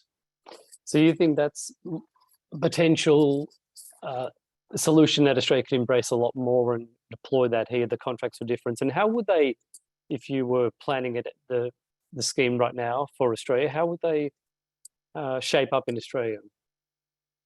Yeah, look, it's hard to say, Mendo. It's very early days. Mm-hmm. The ACT, the Australian Capital Territory, really pioneered the use of contracts for difference over a decade ago, and it achieved remarkable costs for onshore wind and solar back in those days. And you've got to remember, over a decade ago, this is all very new. Other jurisdictions have since followed suit. You've got the quite successful but far more recent Victorian scheme, VRET 1 and VRET 2. New South Wales obviously has got its infrastructure roadmap and the so-called long-term energy supply agreements, the LTESs, involve also a contract for difference type model. I don't know where it's all going to look like in terms of the $2 billion package that the budget has announced. My sense is, the research is going to have to look at what is available right across the full spectrum of policy levers and come up with something that is commensurate with where Australia is in the market and what our goals are in terms of supporting our domestic hydrogen economy over the next 10, 20 years. But the clear message that's coming out here is that there's a range of options, policy options and incentives, and that Australia could leverage. Just like the US, they've stacked a few together, investment production credits. What I'm hearing now from you, Cameron, and others is don't be scared to deploy many together if we want to get the speed and scale. Is that a fair assessment? Yeah. Look, there is no time to waste. I think potentially there is an argument to say that we are coming to this a little bit late. I mean, I was only reading in the press just yesterday, if you look at the scale of some of these projects that are coming online, even in places like the Middle East and Saudi, with the multi-billion-dollar mega green hydrogen export ammonia projects that the likes of NEOM have just reached financial close in jurisdictions like that. So, there is a big pipeline of very keen and interested projects in Australia, but we're just not closing them because, frankly, to do green hydrogen projects in Australia at the moment is really, really difficult. The margins are wafer thin, and sponsors know that, project developers know that, so they are literally waiting for the right form of support. And hopefully this $2 billion program is definitely a step in the right direction, but we've got a long way to go. And that's what we do well in Australia. We don't have revolutions. There's not these big announcements like the US. We don't take on the world, but we're evolutionary. We like to evolve and build things up. So Brooks, tell me about that, just bridging that gap and getting to FID for these projects. What is it going to take in the next couple of years? We don't have time, but what will it take in Australia? Yeah, I think it's a really great question, Mendo. I think Cam mentioned some really good things there as well in terms of I guess some of the policy settings that might support unlocking the FIDs. But I think there's a few things in relation to unlocking FIDs. And for me that is, if we look at the last couple of years in terms of a bit of a short-term window, perhaps some of the stalling has actually been as a consequence of other macroeconomic factors. So not necessarily just because the ability to develop a hydrogen project or the demand from a cost perspective is too high or the demand isn't there. Perhaps we've actually just slowed down a little bit as we've progressed through the development cycle. So, we might just be not necessarily rushed. We're still moving quickly, but we're not rushed into making those FIDs as we progress through. But going back to your question in terms of unlocking, I actually think as well we need to make sure that we are finding the right inputs into our hydrogen projects. So be that solar and wind and the combination of those assets to ensure that we are creating the lowest LCOH. So our ability to find the right projects in the right locations and absolutely take advantage of those resources, I think, is really important to unlocking investment decisions in the future. The second one that I'll throw at you as well is just ensuring, I think Cam mentioned it as well, ensuring that we're stimulating both the domestic demand and the international demand is also really important to unlocking FIDs. So our ability to stimulate demand domestically and decarbonise heavy industries is really important because it provides us with a commercialisation pathway as the export industry matures as well. And we solve some of the challenges that are well known in those industries as well. So I think focusing where we can unlock domestic demand, particularly in the short term, is really, really important. And then on domestic demand, heavy industry, heavy transportation, supporting the power sector, that's really where we have to focus. Yeah. Absolutely. The two ones that I'll throw at you selfishly a plug for us is we're developing an integrated refueling network in the Western Downs, which we will supply from our Kogan hydrogen demonstration plant. And as I mentioned earlier, our Brigalow gas peaking power station will absolutely be capable of using hydrogen. So they're two significant users of hydrogen in the domestic space in the short term that we are progressing. Well, then does hydrogen need more support, financial support, given that diesel's been expensive and Displacing diesel has been quite cost competitive lately. Is there still more support to do that?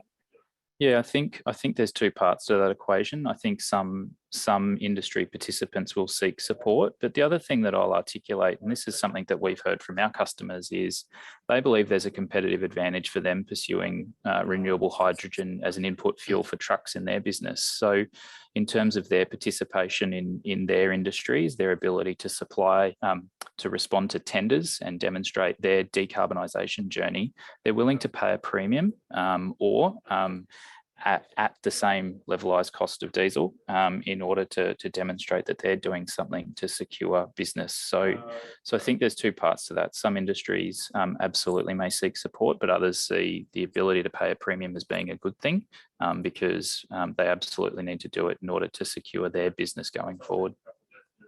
Thanks, Brooks. We'll take some questions shortly, but Ryan, let me just round up this part of the conversation and just get your observations from what you've heard from Brooks.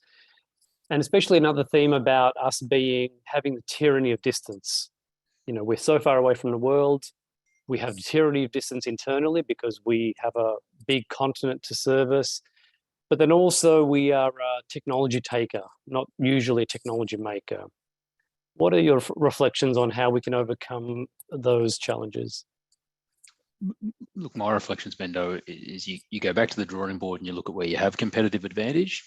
And we certainly have competitive advantages in some areas. Mm-hmm. The competitive advantages I'd look to, and these don't, and this is not a quantitative assessment of this, but we certainly have some exceptional renewable resources in relation to wind and solar. Now, whether that fully offsets some of the challenges of distance and transportation and logistics, but we certainly have that in spades. The other thing I would say is we have a level of credibility internationally. We already have very strong existing energy trade flows between some of our near neighbours. We've demonstrated that we're a reliable partner. We've demonstrated that we're a reliable supplier. We've demonstrated that we can actually create new industries. And the CSG to LNG industry is a great example of that, where Australia is now a leader. And so I think we actually do have a range of skills and capabilities. And I noted that there was a question in the Q&A that came through about how we, reskill folks into these new industries. And there's no doubt that we have deep talent that exists today in the existing sort of energy sector that can be transferred across to give us a competitive advantage into the future. I think the question that we then have to kind of look at with a more quantitative analysis is, do those competitive advantages, how far do they go to either surpassing the disadvantages, for example, of distance and logistics, or do we still have more gap that we need to find? Thank you. Let's go to some of those questions. I'll look at some of the questions that we have in the chat, but do you have any others that have come through from your end? Mendo, I think you can have a look at the Q&A box because sure. Some of our audience raised the questions in the Q&A box. Okay. So well, Sure, fantastic. Well, let's pick a few of those. We've got one here from Lucas. With regards to implementing the plans for an Australian hydrogen industry, how does the panel see the reskilling of current engineers and technicians play out? Quite a few engineers and technicians are interested in a hydrogen industry. Ryan, you're nodding. Salah, should we throw to you first? Or Brooks, anyone take that? My view is it's going to take the people that understand the energy industry best are the people that work in the energy industry today. A subset of those people are going to be absolutely critical to finding a neat and seamless transition from today's energy world to a new energy world. And so I see there'd be many opportunities for those people that are seeking to reskill into new industry. Yeah, I'd echo Ryan's comments as well. And certainly what we're undertaking in terms of our renewable demonstration plant is exactly that, a mapping exercise to understand what skills currently exist in our workforce, what skills are going to be required in the future in order to facilitate the operation of that facility, and how do we bridge the gap if there is one and create those opportunities in the future. So Brooks, what are your impressions, your early observations where are some of those gaps at the moment? What we're learning is we're probably 60-70% there in terms of the existing skills base, and identifying where those gaps are is largely as a consequence of our traditional workforce typically being in coal rather than gas, and what are those additional certifications that might be required, or upskilling or reskilling required in order to bridge the gap. It's the last 30% that we're absolutely working through. Salah, your observations on that? Yeah, I think it's indeed a very good question, very important point as well. To be honest, I see this as a great opportunity for the renewable industry itself, for the hydrogen industry, not the other way around.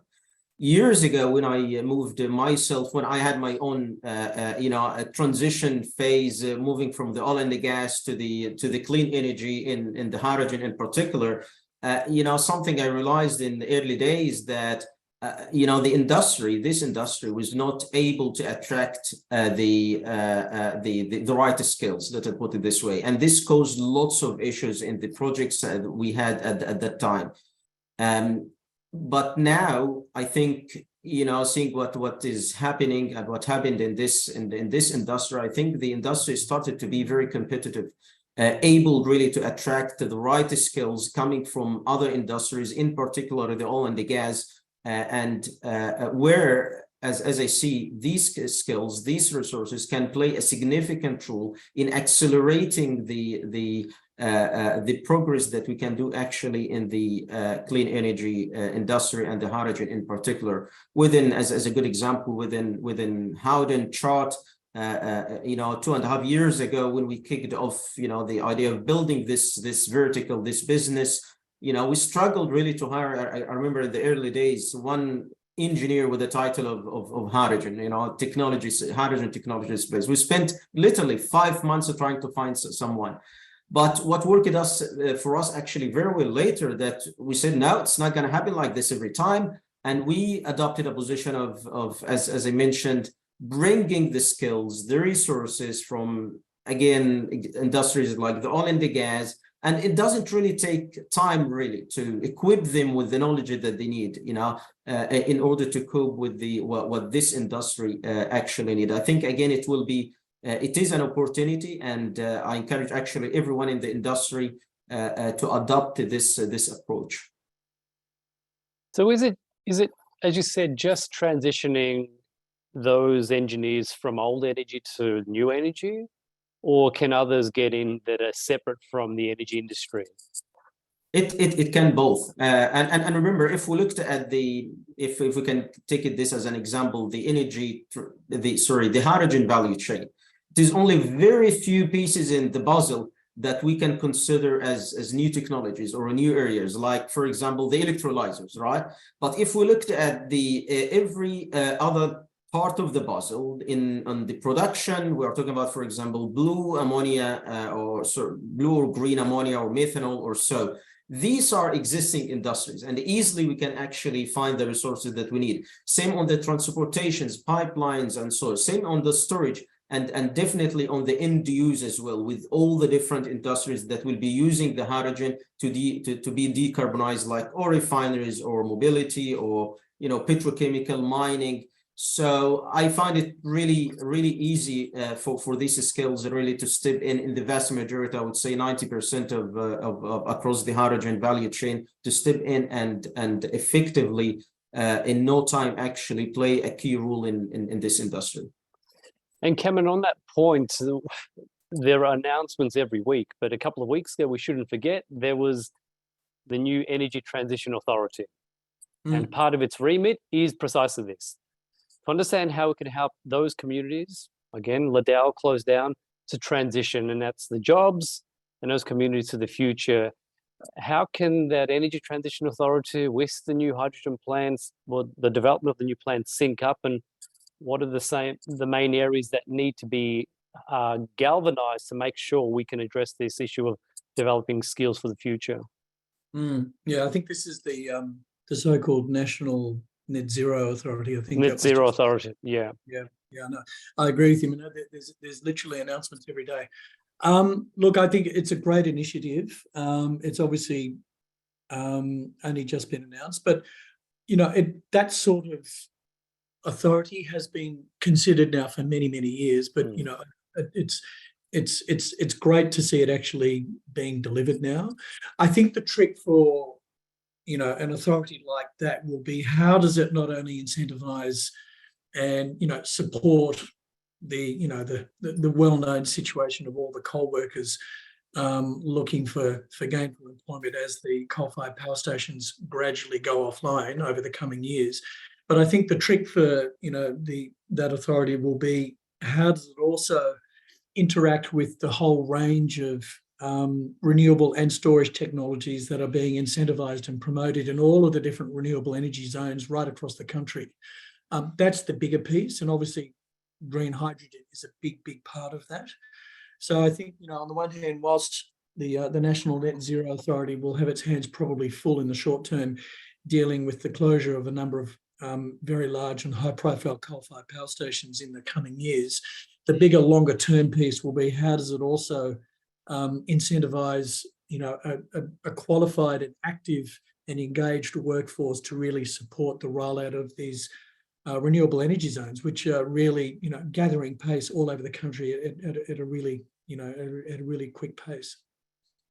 Ryan, just on that point, in terms of the skills and transition communities, obviously Origin, what are your perspectives on how you're going to be, I suppose, more working with communities and the skill force in that transition? We have a very long history of working, very closely with local regional communities through our LPG business, through our power generation business, and obviously through the work that we do as the upstream operator for APLNG, where we're on the ground in Queensland. But our view is very, very simple, is that we absolutely ascribe to the concept of a just transition and finding pathways for those that, may have their roles negatively impacted by the transition, to find a pathway through into clean energy and or into reskilling into new areas of the economy. Okay, thank you. We're nearly at time. We have another question here about how we compare to other jurisdictions. I think we touched on it a little bit, but let's explore that a little bit deeper, because a few of you conveyed one of the major benefits we have in terms of supplying our hydrogen to Japan and South Korea and others is that we are a stable country. We're seen as a stable democracy, rule of law. We're a good partner. We have those relationships already through LNG, other resources. Okay, let's not talk about gas too much. We can go into a lot of tangents, because we know Japan and other countries are not completely happy with the way we're dealing with gas supply. Domestic consumers are not happy about that. But that's a positive. When you compare us to, say, other jurisdictions around the world, yes, they might have an advantage in terms of proximity or getting lower costs. But how do we fit into that pack, say, Saudi Arabia, UAE? And are we going to, by the end of this decade, be what we set out to, a top 3 export of hydrogen, especially to our Asian partners? Will we achieve that? Who's going to kick it off? Let's set a target. We said we want to be the aspirational, but are we going to be the number 1 exporter to our Asian partners?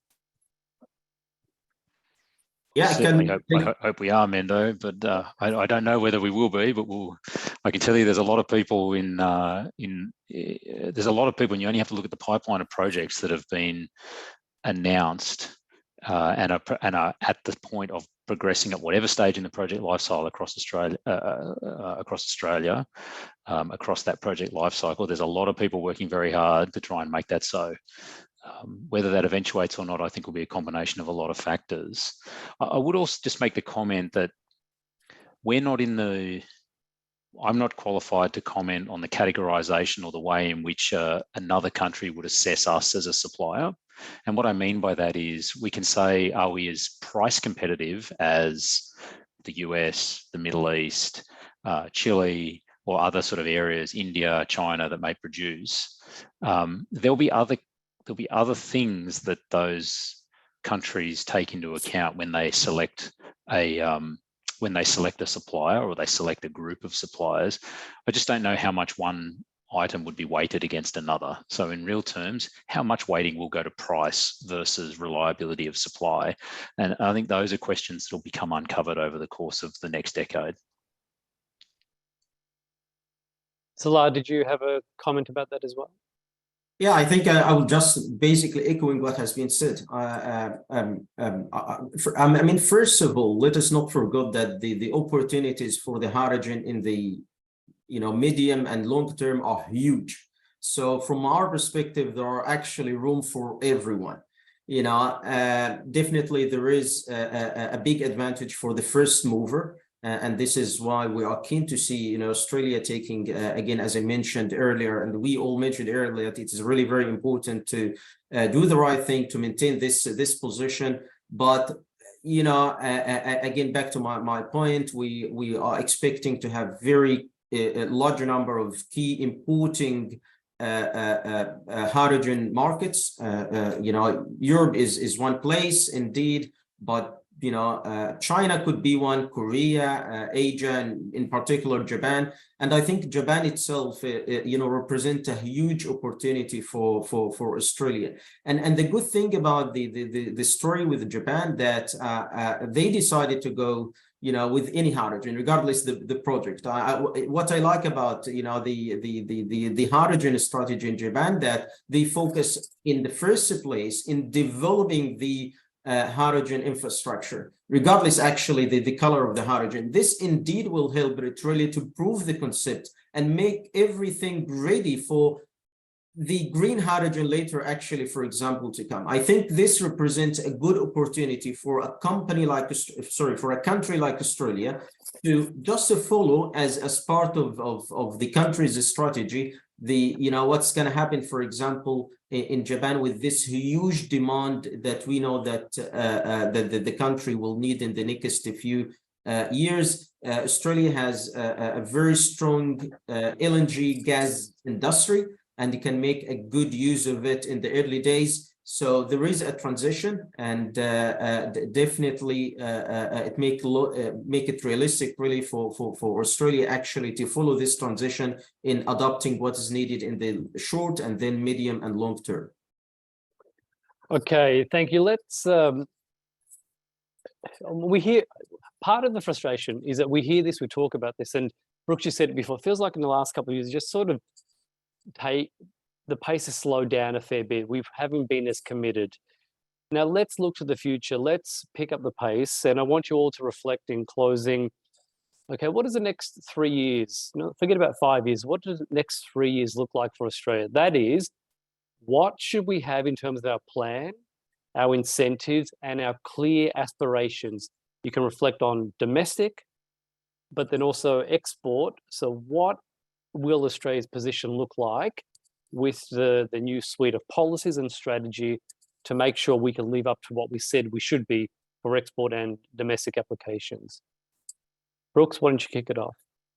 Yeah, I think absolutely in the next 3 years, what we're going to see is some targets. Absolutely, I think they will become a part of the narrative going forward, and I absolutely think that we'll see an acceleration again of investment decisions, regardless of whether that's associated with renewables or hydrogen. They're all a part of the levelized cost of hydrogen value chain. So I do think over the next 3 years, we're absolutely going to see both of those things, and I also think we're going to see an enlivening of the domestic demand as a consequence of that. And it's with those two things that I think we will accelerate towards an export market and how we unlock that capacity as well. But let me just, before I go to the others, if we do not have a significant suite of policy incentives coupled with some strategic intent of targets, do you think we're just going to keep slipping behind? No, I don't. I'll straight back. No, I don't. Thank you. Cam, we'll come to you last to round it off, but Salah, over to you. What should we have in 3 years? What can we expect?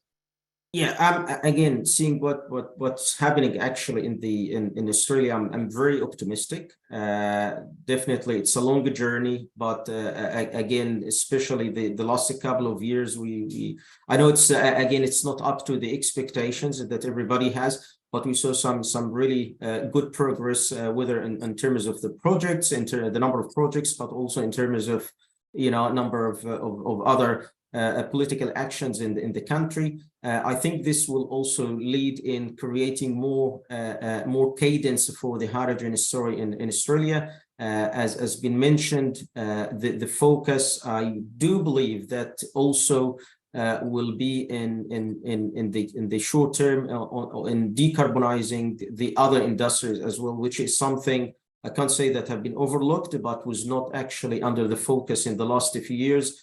Seeing what other countries and regions talk about in terms of the sustainable products, I think this will put lots of pressure on countries exporting, these kind of products, whether again coming from the mining or the power or LNG. And this in itself will put a nice pressure, I would say, on Australia to do something which will help eventually in accelerating a piece in the hydrogen industry in the country in the coming few years.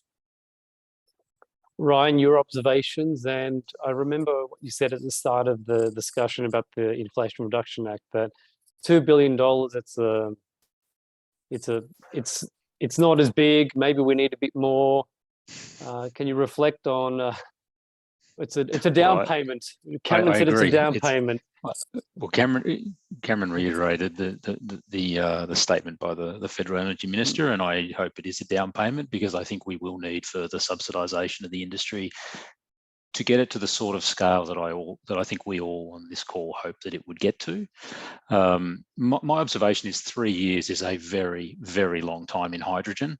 3 days sometimes can be a very long time in the world of hydrogen. So 3 years is hard to predict. I would love to see in 3 years' time that we have taken meaningful steps and we can demonstrate and show the production that we're able to achieve, and whether that's the sorts of projects that are being done by my colleagues on this call, the sorts of things that we're progressing.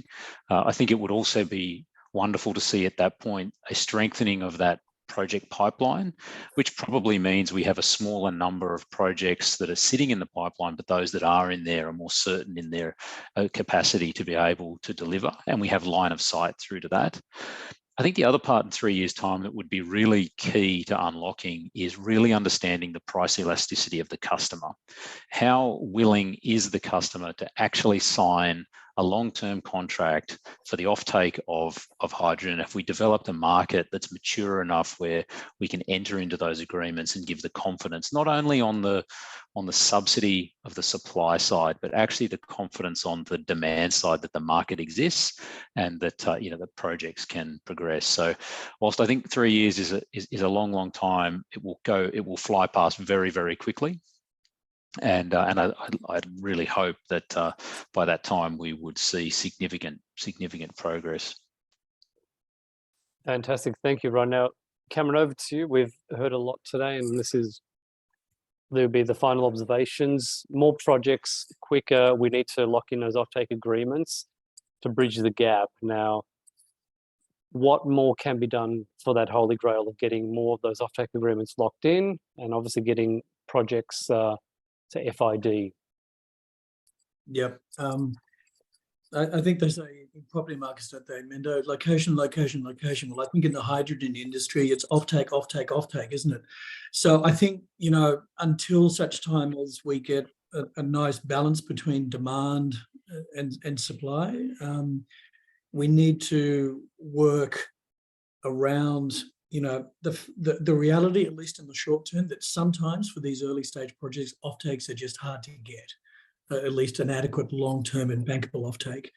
And so, what do we do about that? And going back to your question, in the next 3 years, let's say the balance of this year, the likes of us and our good friends at the department, we get together and try and work out what is the most credible sort of, I used the term before, policy lever to really, leverage and catalyze that $2 billion in the most effective way over the long term.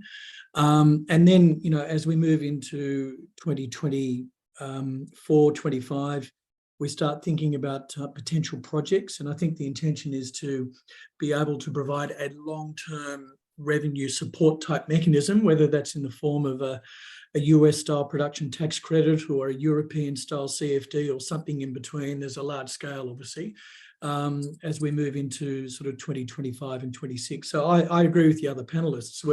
We're at a fork in the road. We've probably, you know, just before the federal budget, we hadn't taken our first step, but now we have. We've got a long way to go, but the signs are very, very encouraging. And I'm really looking forward to the next 2 to 3 years, because it's game on.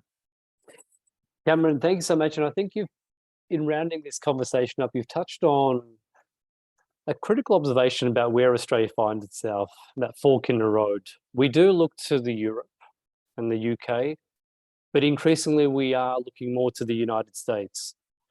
And we have a good opportunity now, as you said. Is it European style support? Is it the US production credits? Word is in industry, and you can't confirm anything. It hasn't been settled yet, but it looks like the support from the Australian government is probably going to mirror closer to the US than Europe, or maybe a combination of both. We're good at getting hybrid schemes in Australia as well. But whatever happens, the main message is we can't wait. It's got to happen quickly. One thing from across the Pacific is when the Americans move, they move pretty quickly. In a space of they start from behind, but then they take over very quickly. I think that's the biggest observation we should take on board. Whatever we do, fit for purpose here, but it does have to be faster. And I think in terms of alignment, we might see more towards the US, especially given the announcement on the weekend about how our Prime Minister is very keen, and a very good outcome with this new compact, that domestic industries get similar treatment to US industries, because unless we get that favorable treatment, it's going to be very difficult for us to compete. But panelists, thank you so much for your observations. Really appreciate it. It's been a pleasure moderating this session. Holnam, back to you. All right, thank you so much, Cameron, Ryan, Bruce, Sala, and a very special thank you for Mendo for organizing and moderating such an informative and valuable panel discussion. And I really look forward to having you all as our physical event as well, which is Connecting Green Hydrogen APAC 2023 in Melbourne this July. Thanks again for your kind contribution to this panel. Thanks again. Thank you. And now it comes to an end of today's webinar. After 4 informative keynote speeches and 1 panel discussion, I think it's really evident that Australia's hydrogen industry is poised for significant growth. As we move forward, it's really essential for stakeholders, policymakers, and industry leaders to collaborate closely to ensure the sustainable and the responsible development of Australia's hydrogen sector.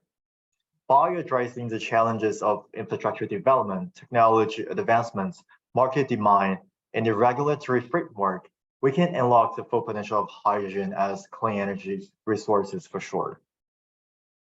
And also, I encourage all participants to continue engaging in this dialogue, sharing knowledge and fostering partnership to drive innovations and create a thriving hydrogen ecosystems.